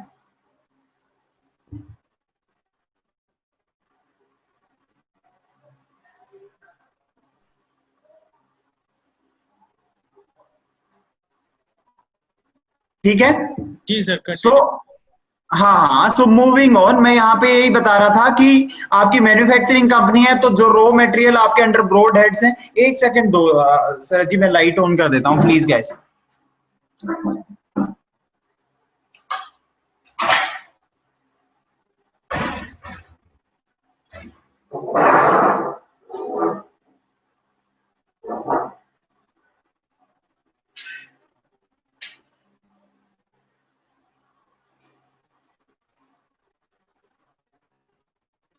सो मूविंग ऑन, जो मैन्युफैक्चरिंग कंपनीज हैं, वो manufacturing companies raw material under broad heads दिखाएंगी, goods purchased under broad heads दिखाएंगी। Trading companies purchase of goods, जो ट्रेडिंग करने के लिए उन्हें खरीदे हैं, उनके ब्रॉड हेड्स दिखाएंगी। देन कंपनीज रेंडरिंग और सप्लाइंग सर्विसेज, वो अपने गुड्स के लिए भी डिस्क्लोजर देंगी और सर्विसेज के लिए भी डिस्क्लोजर देंगी। If the companies are following within both the categories, like manufacturing company भी है और कोई सर्विसेज भी दे रही है, then they should disclose broad categories of the goods they are selling, of the services they are providing. इसका मतलब क्या हो गया कि जैसे हम वहां लिख देते हैं रेवेन्यू फ्रॉम ऑपरेशंस में कि सेल ऑफ गुड्स इतना है, अब आपके यूजर्स ऑफ फाइनेंशियल स्टेटमेंट्स को ये भी तो पता चलना चाहिए ना कि कौन कौन से गुड्स आपने सेल करें। सेम वे आप कह देते हैं कि रॉ मटेरियल कंज्यूम्ड इतना है, लेकिन आपके यूजर्स को ये भी पता चलना चाहिए ना कि कौन कौन से मेजर रॉ मटेरियल्स हैं जो आपने कंज्यूम करें। फिर आप कहते हो कि सेल ट्रेडिंग से आपकी इतनी सेल हुई है, तो आपके यूजर्स ऑफ फाइनेंशियल स्टेटमेंट्स को यह भी पता चलना चाहिए ना कि वो ट्रेडिंग किन किन आइटम्स की आपने करी है। So these are the other additional disclosure requirements of the schedule 3। आप इनमें से बहुत सारी देते भी होंगे। If any amount which is set aside to be proposed, अगर आपने लाइक रिटेन्ड अर्निंग से हम बहुत सारी अमाउंट जनरल रिजर्व में ट्रांसफर करते हैं, या फिर हम रिटेन्ड अर्निंग से क्या बना देते हैं, कैपिटल रिडम्पशन रिजर्व बना देते हैं, सिक्योरिटी प्रीमियम से कैपिटल रिडम्पशन रिजर्व बनाते हैं। ऐसी सारी अमाउंट्स का आपको सेपरेटली डिस्क्लोजर देना ही पड़ेगा। अगर आपने अपने रिजर्व से कुछ अमाउंट्स विड्रॉ करी हैं, आपको उसका भी सेपरेट डिस्क्लोज करना पड़ेगा। फिर डिस्क्लोजर फॉर सब्सिडरी कंपनी, आपकी सब्सिडरी कंपनी में आपने इन्वेस्टमेंट कर रखी है, उसके प्रोविजन के उसके अगेंस्ट अगर आपने प्रोविजन बना लिया, उस प्रोविजन को भी आपको क्या करना पड़ेगा, सेपरेटली डिस्क्लोज करना पड़ेगा। फिर आपका कॉर्पोरेट सोशल रिस्पॉन्सिबिलिटी के अगेंस्ट जो प्रोविजन बना हुआ है, उसको भी आपको क्या करना पड़ेगा, सेपरेटली डिस्क्लोज करना पड़ेगा। So disclosure for provision of for losses of subsidiary company, disclosure for expenditure incurred on corporate social responsibility activities, and if aggregate, if material, amount set aside to provision for meeting specific liabilities। अगर किसी specific liability को meet out करने के लिए मैंने कोई भी amount set aside कर रखी है, तो मुझे वो भी सेपरेटली क्या करनी पड़ेगी, डिस्क्लोज करनी पड़ेगी। Okay, moving on, other disclosures, कुछ और डिस्क्लोजर्स हैं which are very necessary while preparing the financial statements. क्या क्या है वो? Value of imports calculated on CIF basis. Okay, कोई ऐसे इंपोर्ट मैंने कर रखे हैं तो उनकी CIF वैल्यू मेरे को क्या करनी पड़ेगी, डिस्क्लोज करनी पड़ेगी। ये शेड्यूल 3 के डिस्क्लोजर्स हैं। कोई भी मैंने एक्सपेंडिचर्स कर रखे हैं फॉरेन करेंसी में, like on royalty, know-how, professional, consultant fee, interest I'm paying, any other matter, expenditure in foreign currency आपको क्या करना पड़ेगा, डिस्क्लोज करना पड़ेगा। इसका मतलब दो टाइप के खर्चे, अगर मैं कोई इंपोर्ट कर रहा हूं गुड्स, वो मुझे यहाँ डिस्क्लोज करने पड़ेंगे, उनकी CIF वैल्यू मेरे को डिस्क्लोज करनी पड़ेगी। अगर मैं बाहर से कुछ सर्विसेज ले रहा हूं, like royalty, know how, professional consultation fee, interest, other matters, वो एक्सपेंडिचर इन फॉरेन करेंसी भी मुझे क्या करना पड़ेगा, डिस्क्लोज करना पड़ेगा। Total value if imported raw material, अगर मेरे रॉ मटेरियल्स में इंपोर्टेड में रॉ मटेरियल भी हैं, तब मेरे को टोटल वैल्यू को क्या करना पड़ेगा, बाइफरकेट करना पड़ेगा कि इंडिजीनियस रॉ मटेरियल मतलब लोकल रॉ मटेरियल इतना है और इंपोर्टेड रॉ मटेरियल इतना है। जो भी मैंने अमाउंट रेमिट करी है, ऊपर मैंने बोला था एक्सपेंडिचर इन फॉरेन करेंसी, हो सकता है आपने एक्सपेंस कर लिया हो लेकिन अभी अमाउंट पे नहीं करी हो, आपने अमाउंट डिफरेंट पे करी हो, जैसे मैंने $100 का खर्चा किया, अभी मैंने पेमेंट $50 का ही किया है, तो ऊपर वाला जो डिस्क्लोजर है उसमें तो एक्सपेंडिचर इन फॉरेन करेंसी कितना आएगा, 100। नीचे amount remitted during the year for foreign currency, जो अमाउंट मैंने रेमिट किया है, जो अमाउंट मैंने पे किया है, वो अमाउंट मुझे क्या करना पड़ेगा, यहां डिस्क्लोज करना पड़ेगा। अब लेट्स सपोज पिछले साल में आपने कोई खर्चा किया था फॉरेन करेंसी में, लेकिन उसकी पेमेंट आपने इस साल में करी है, where would you disclose that? Where would you disclose that? पिछले साल में खर्चा हो गया था तो एक्सपेंडिचर इन फॉरेन करेंसी इस साल तो हुआ नहीं, लेकिन रेमिटेंस इस साल हुई है, उसको आप amount remitted during the year में डिस्क्लोज करोगे। एक्सपेंडिचर इन फॉरेन करेंसी, अगर आपका कोई भी एक्सपेंडिचर है which is in foreign currency, आपको उसे यहां डिस्क्लोज कर अर्निंग्स इन फॉरेन करेंसी, अगर आपने एक्सपोर्ट ऑफ गुड्स किया है, आपने किसी से रॉयल्टी इनकम ली है, आपने किसी से नो हाउ इनकम ली है, आपने किसी से प्रोफेशनल फी ली है, आपने किसी से कंसल्टेशन फी ली है, आपने किसी से इंटरेस्ट लिया है, आपने किसी से डिविडेंड लिया है, आपको वो यहां पे डिस्क्लोज करना पड़ेगा। Okay, interest, dividend, everything you need to disclose here. Okay, any questions here, any questions till now? Yes, total पूछ रहे हैं। हाँ, so Rahul ji, total amount remitted includes all payment. All payment means all foreign currency payments, चाहे expense आपका पिछले साल में हुआ, इस साल में अगर आपने उसकी पेमेंट की है, सो उसका डिस्क्लोजर आपको amount remitted during the year में देना पड़ेगा। लेट्स सपोज आपने इस साल खर्चा किया, पेमेंट आप अगले साल में करोगे, तब आपका वो एक्सपेंडिचर इन फॉरेन करेंसी में तो आ जाएगा, लेकिन amount remitted during the year में नहीं आएगा। Any other questions friends?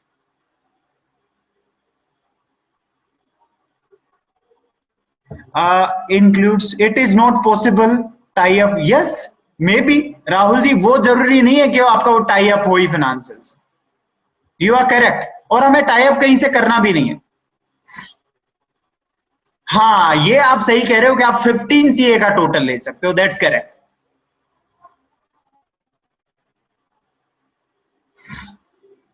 Any other question which you have?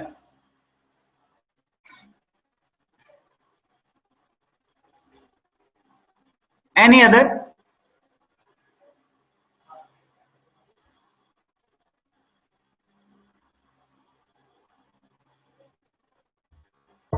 Okay.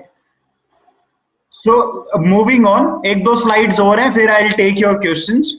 Let's suppose consolidated financial statements बनाते हुए भी फ्रेंड्स आपको ये ही ध्यान रखना है, दो चीजें और स्पेसिफिकली आ जाती हैं कि आपका जो स्टेटमेंट ऑफ P&L है उसमें जो माइनॉरिटी इंटरेस्ट है, माइनॉरिटी इंटरेस्ट क्या होता है, जैसे सब्सिडरी में आपने 90% होल्डिंग कर रखी है, 10% माइनॉरिटी शेयर होल्डर्स के पास है, इसका मतलब आपका अपनी सब्सिडरी में 90% होल्डिंग है, 10% किसी और के पास है, तो 90% प्रॉफिट तो आपका हिस्सा हो जाएगा और 10% आप माइनॉरिटी शेयर होल्डर्स को क्या कर दोगे, अलोकेट कर दोगे। उस अलोकेशन को आपको अपने स्टेटमेंट ऑफ P&L में क्या करना है, सेपरेटली दिखाना है। और इसी तरह से ये जो अलोकेशन हो के जो माइनॉरिटी इंटरेस्ट की अमाउंट आपकी एक जगह आ जाएगी, उसको बैलेंस शीट में भी शेयर कैपिटल के नीचे अलग से दिखाना है। ये आपको चीज ध्यान में रखनी है कंसोलिडेटेड फाइनेंशियल स्टेटमेंट्स बनाते हुए। और कंसोलिडेटेड फाइनेंशियल स्टेटमेंट्स बनाते हुए आपको ये एक नोट भी सेपरेटली देना है कि कंसोलिडेटेड फाइनेंशियल स्टेटमेंट्स में जो नेट एसेट्स, जो टोटल नेट एसेट्स हैं, उसमें कितना परसेंटेज पेरेंट का है, कितना परसेंटेज सब्सिडरी का है, कितना परसेंटेज माइनॉरिटी इंटरेस्ट का है, कितना परसेंटेज एसोसिएट का है, कितना परसेंटेज जॉइंट वेंचर का है। जो आपका प्रॉफिट है उसमें कितना परसेंटेज पेरेंट का है। आपका जैसे प्रॉफिट 150 का है तो पेरेंट ने कितना कंट्रीब्यूशन किया, 80%। सब्सिडरी ने 5%, माइनॉरिटी शेयर होल्डर्स ने 3%, एसोसिएट ने 4%, बैलेंस जॉइंट वेंचर्स। तो आपकी जो नेट एसेट्स हैं और जो प्रॉफिट एंड लॉस है, प्रॉफिट एंड लॉस की जो कंट्रीब्यूशन है, उसका आपको parent, subsidiary, minority interest, associate, joint venture, इन सब में आपको क्या करना है? बाइफर्केशन। ओके जब भी मैं अपने कंसोलिडेटेड फाइनेंशियल स्टेटमेंट्स बनाऊंगा, मेरे को अपनी सब्सिडरी, एसोसिएट और जॉइंट वेंचर्स सभी कवर करने हैं, उनकी लिस्ट भी देनी है। All existing group preparing consolidated financial statement for the first time need not to give comparative information. अगर हम कंसोल फाइनेंशियल स्टेटमेंट्स पहली बार बना रहे हैं, हम पीछे के साल का कंपैरेटिव नहीं देंगे, और इंटर कंपनी एलिमिनेशन हम क्या करेंगे? करेंगे ही करेंगे। Okay that's it. This is how you can prepare your financial statements. This is how, if you will know all these things, you can analyze your financial statements.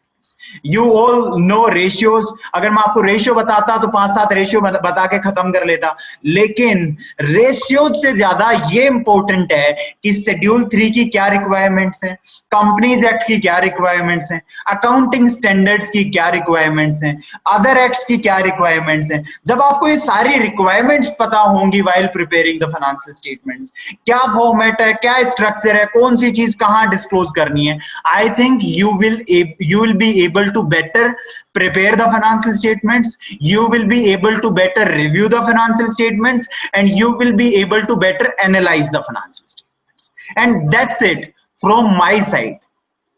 मैंने सारी चीजें एक जगह समराइज करने की कोशिश की है। अभी अगले 10 minutes I can take your questions, any specific question which you want to ask.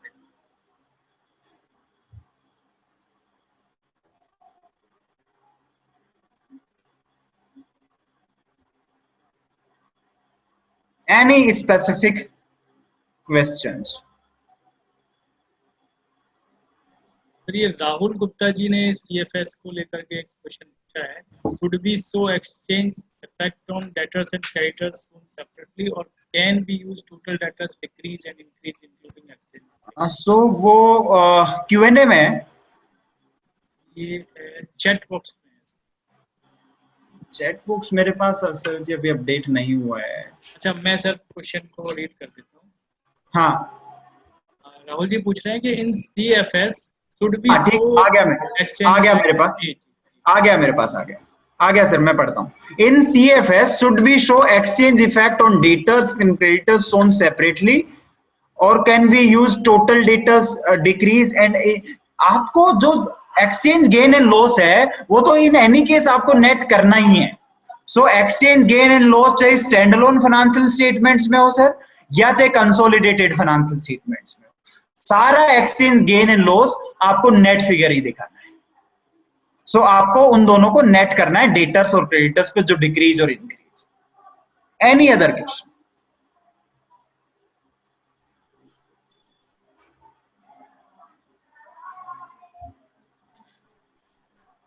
Chat box के अलावा हैंड रेज करके भी क्वेश्चन पूछ सकते हैं।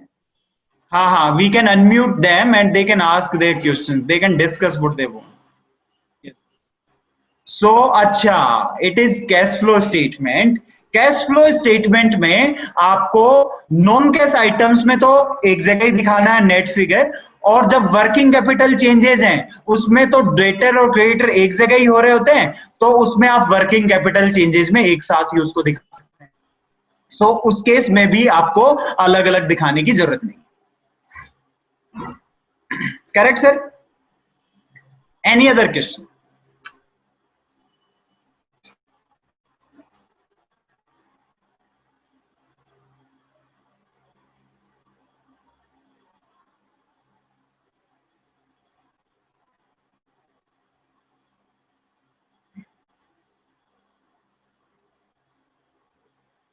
Meanwhile, like friends are asking question, you can connect with me on my LinkedIn, which is like Naresh Ola, and fortunately, if you will search it, that's like single only, like Naresh Ola.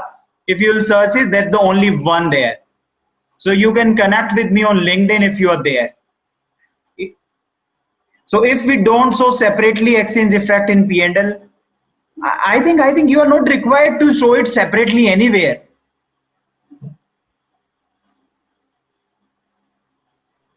Rahul ji शायद hand raise कर रहे हैं, तो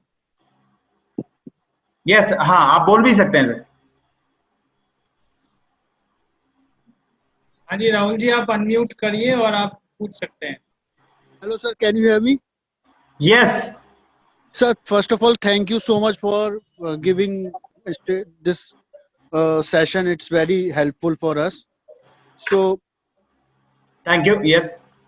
so my question is, sir, cash flow statement में जैसे for example debtors का for example मेरे 10 लाख के debtor हैं और उसमें 1 लाख के debtor USD में हैं, उसका 5000 exchange का effect भी आ गया as on 31st मार्च को मैंने revenue Correct. किया. Correct. तो अब मैं कैश फ्लो स्टेटमेंट के अंदर मैं उस 5000 को कहीं नहीं दिखाना चाह रहा, और मैं जब डेटर्स का इंक्रीज डिक्रीज दिखाता हूं तो वो उसमें इंक्लूड होके आ जाता है. Correct. Is it fine? और मुझे 5000 ऊपर लिखाने चाहिए ऑपरेटिंग एक्टिविटीज में, उसके बाद नीचे फिर डेटर्स है मैं दिखाना चाहिए, वो ट्रीटमेंट सही है, या उसको ना दिखाएं ऊपर और डेटर्स में ही एडजस्ट करके दिखा दें? नहीं सर, अगर आप उसको केवल और केवल डेटर्स में एडजस्ट करेंगे तो फिर तो आपका इंपैक्ट एक जगह ही आएगा, और एक जगह ही आएगा तो फिर तो आपका कैश फ्लो मैच ही नहीं होगा. आपको अपने अनरियलाइज्ड गेन और लॉस जो हैं फॉरेन एक्सचेंज के, उसको नॉन कैश आइटम्स में एड बैक और एड और लेस भी तो करना पड़ेगा. सर वो तो फॉर एग्जांपल जैसे अगर वो रेवेन्यू के अंदर हमारा इंक्लूडेड ऑलरेडी है, हाँ, तो उस सेपरेटली जैसे अगर मालूम मैंने एक रेवेन्यू जनरेट किया फॉरेन डेटर का, तो मैंने क्रेडिट रेवेन्यू किया, डेबिट फॉरेन डेटर किया, तो करेक्ट. वो जब मैं ऑपरेटिंग में गया तो वो रेवेन्यू के थ्रू ऊपर आ ही गया. करेक्ट, आ गया. तभी मैं कह रहा हूं सर, वो आपके प्रॉफिट में भी आ रहा है ना. हाँ. आप तो जब प्रॉफिट में आ रहा है तो आप मेरे को एक बात बताओ, आपकी एक नॉन कैश एक्सपेंस या इनकम आ रहा है कि नहीं आ रहा है प्रॉफिट में? और नॉन कैश एक आ रहा है, इंक्लूडेड है. आपको वो नॉन कैश आइटम एक्सक्लूड करना चाहिए या नहीं करना चाहिए वहां से? करना चाहिए. तो सबसे पहले तो आप उस नॉन कैश आइटम को हटाओगे ऊपर से, और ठीक उसका है. दूसरा इंपैक्ट आपके डेटर या क्रेडिटर में वर्किंग कैपिटल चेंजेस की फॉर्म में आ जाएगा. सो एक बार ऊपर से हट गया, नीचे से भी हट गया, तो आपका कैश फ्लो भी मैच हो गया और आपका नॉन कैश आइटम भी हट गया.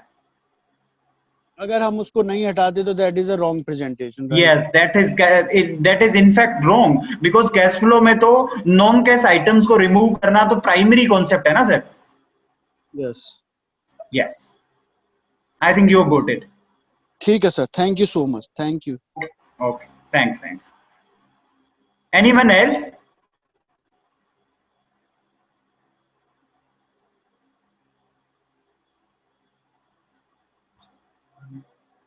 Anyone else who want to ask something?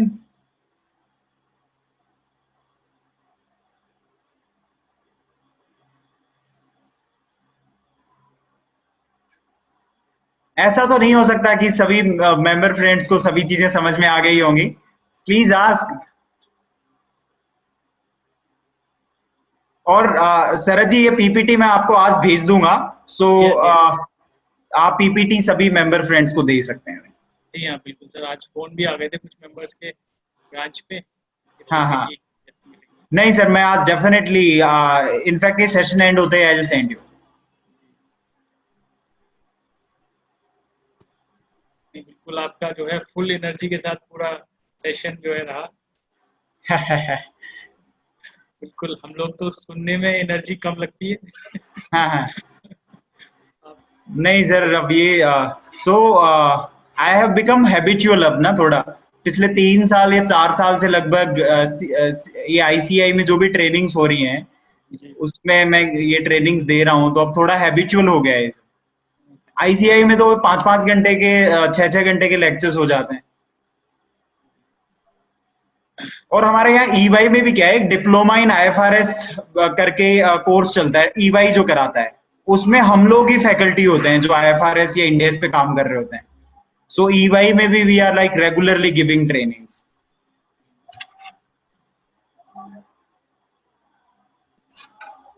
और अभी जैसे अब दीपिका मैडम है साथ में, तो 2 दिन का ये प्रोग्राम हो गया और कल सिकासा का फेसलेस असेसमेंट अच्छा, कंटिन्यूअस प्रोग्राम 3 डेज हो जाएगा। That's good sir, good. और इंदौर ब्रांच ने, वो दीपिका मैडम ही शेयर करेंगी, इंदौर ब्रांच ने भी रखा था एक, तो मैडम आप भी शेयर करिए। आपकी वॉइस नहीं आ रही थी मैडम।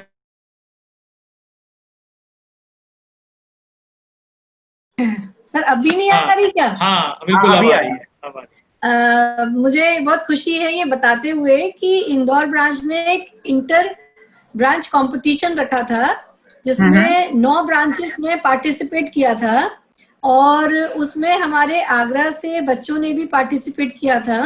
तो उसमें से हमारे डिबेट में 2 बच्चे सेकंड आए हैं, अगेंस्ट द मोशन में और फेवर ऑफ द मोशन में, दोनों में ही सेकंड आए हैं आगरा से।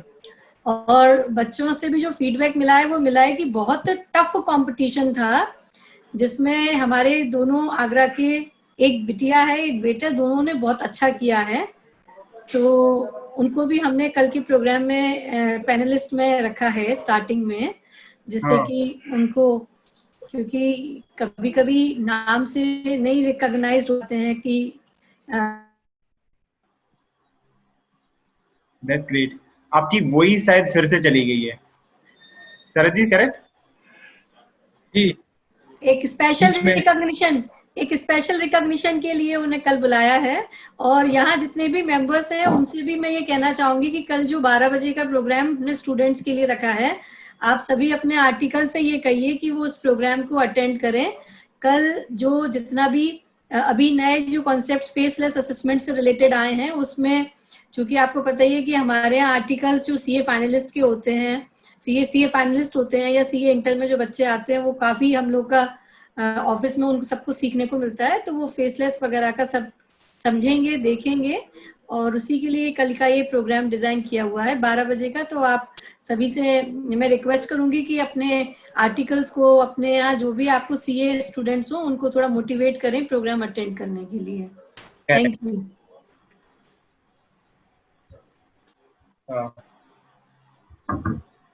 सर का तो सिकासा से भी प्रोग्राम में आगरा ब्रांच का, जैसा मैंने कल भी बताया था, तो आप तो स्टूडेंट से भी रहा है आपका इंटरेक्शन आगरा से।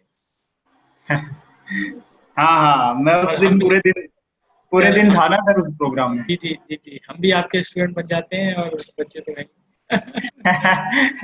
सर ये तो सौभाग्य का वो है मेरे लिए, अदरवाइज तो like many of the people are not getting these opportunities। मेरे को सर इतनी अपॉर्चुनिटी तो मिल रही है कि आप लोग मेरे को इतने सारे फ्रेंड्स के बीच में बुला रहे हैं चीजें डिस्कस करने के लिए या प्रेजेंट करने के लिए। नहीं, ये आपका वे ऑफ प्रेजेंटेशन और जो आपका एक एनर्जी, फुल एनर्जी के साथ आप डेडिकेशन के साथ अपना एक टॉपिक डिलीवर करते हैं, ये अपने आप में मेंबर्स को यही है। हम लोग भी यही देखते हैं कि हम स्पीकर्स, फैकल्टीज, क्योंकि कहीं ना कहीं पता तो देखिए रहता ही है फीडबैक में, और इस तरीके से कभी कभी कुछ टॉपिक ऐसे होते हैं जो हम लोग आगरा के हिसाब से देखें, आगरा के सिनेरियो में देखें, तो हो सकता है कि उनका ज़्यादा रेलिवेंस नहीं रहता है, तो हम वो टॉपिक्स को कम करते हैं। कि अदरवाइज मेंबर्स को जनरली यही रहता है कि हमारे प्रैक्टिस में जो चीज़ काम आ रही है उसी में उनका इंटरेस्ट भी बनता है। अदरवाइज वो ये तो हमारे सीए करने से लेकर के देखें कि थ्योरी में ज़्यादा हमें स्ट्रेस क्रिएट होता है, थियोरेटिकल जब हो जाते हैं तो वही है। Correct sir. आज अभी जो है मेंबर्स के और क्वेश्चन आंसर्स नहीं है, और अगर कुछ भी पूछना चाहें तो आपने अपना लिंक्डइन का भी बताया है, तो वो लोग हाँ, they can connect with me और सरज जी और दीपिका मैम। अगर मान लो अपने यहाँ पे इस रीजन में anyone like who is qualified CA and they want to have an opportunity like in Delhi NCR Big Four, आप मेरे को रेफर करते रहिएगा, like if I can help any of the members, so आपके पास तो मेरे contact details भी हैं ही, So you can refer the member friends जो recently qualified हैं या they are searching for opportunities, या COVID में भी कई situations ऐसी हुई हैं जहाँ people are losing their jobs. Yes. So like if I can help them at my clients या फिर Big Four में या कहीं पे, so keep referring me. Thank you, sir. नहीं, ये तो बहुत अच्छी एक अपॉर्चुनिटी है। अभी भी जो न्यूली जो है प्रेशर स्कीज हैं डेफिनेटली पूछते ही हैं हमसे, और मैं निश्चित रूप से आपने ये जो बात कही है, हम ये हमारे लिए एक, क्योंकि हम लोग ब्रांच पे कैंपस तो करा सकते हैं, वो तो आईसीआई को ही कराना है लेकिन इस तरीके से रेफर जरूर कर सकते हैं, और हम लोग करते भी हैं। आगरा के लिए तो हम बता देते हैं, दिल्ली एनसीआर में भी ये अपॉर्चुनिटी हो सकती है। एक्चुअली मैं ये इसलिए कह रहा हूँ सर, क्योंकि इस सिनेरियो में मेरे को काम करते हुए 5-6 साल हो गए हैं, like big four, in fact 6 years. So I work with Deloitte, I work with EY, और यहाँ पे क्या होता है, यहाँ के सारे लोग with in big four he move करते रहते हैं। कोई केपीएमजी चला गया, कोई पीडब्ल्यूसी चला गया, कोई जीटी चला गया। So like the connects are there, so at least अगर कहीं पे वैकेंसीज हैं, सो वी कैन रेफर, हम लोगों से इतना कनेक्ट है। और फिर यहाँ इंटरनली भी इस तरह का सिस्टम होता है कि इंटरनली एचआर आस्क्स अस कि आपकी कोई रेफरेंस है तो प्लीज फॉरवर्ड दैट, और जो हमारी रेफरेंस होती है that is like given first preference. So if I can be of help for anyone, nothing like it. Thank you sir, thank you. तो आई थिंक अब हमें आज का प्रोग्राम टाइम हो गया, तो कंक्लूड कर सकते हैं हम लोग। Correct sir, correct. Deepika Mittal ji, सिकासा चेयरपर्सन आगरा ब्रांच, से मेरे वोट ऑफ थैंक्स के लिए जो है रिक्वेस्ट करूंगा। Deepika ji. Thank you sir. आज का जो सेशन था, नरेश जी वो बहुत अच्छे स्पीकर हैं, इसमें कोई दो राय नहीं है। और साथ में सबसे बड़ी बात है कि वो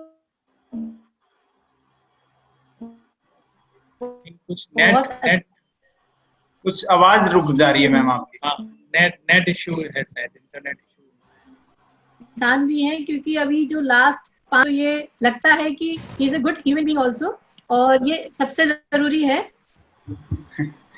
thank you ma'am, thank you. और मैं उनको बहुत बहुत धन्यवाद देना चाहूंगी। और आज के इस पूरे इस टेक्निकल सेशन में आपने जो किया है, बहुत और सरल शब्दों में जो आपने समझाया है उसके लिए, और जो सारे क्वेश्चन आंसर्स जो सेशन था वो भी बहुत अच्छी तरीके से रहा। और मैं आगरा ब्रांच की तरफ से एक बार फिर से आपको बहुत बहुत धन्यवाद देना चाहूंगी, साथ में शरद जी का भी, और साथ में हमारे साथ जितने भी हमारे अटेंडीज हैं उन सबको भी मैं बहुत बहुत धन्यवाद देना चाहूंगी आज के प्रोग्राम के लिए। थैंक यू, थैंक यू, नमस्कार। Thank you sir, thank you, thank you ma'am, thank you Sharad ji, thank you Deepika ji, thank you all attendees. आप सबने बहुत ही पेशेंटली मेरे को हियर आउट किया, thank you so much. Thank you.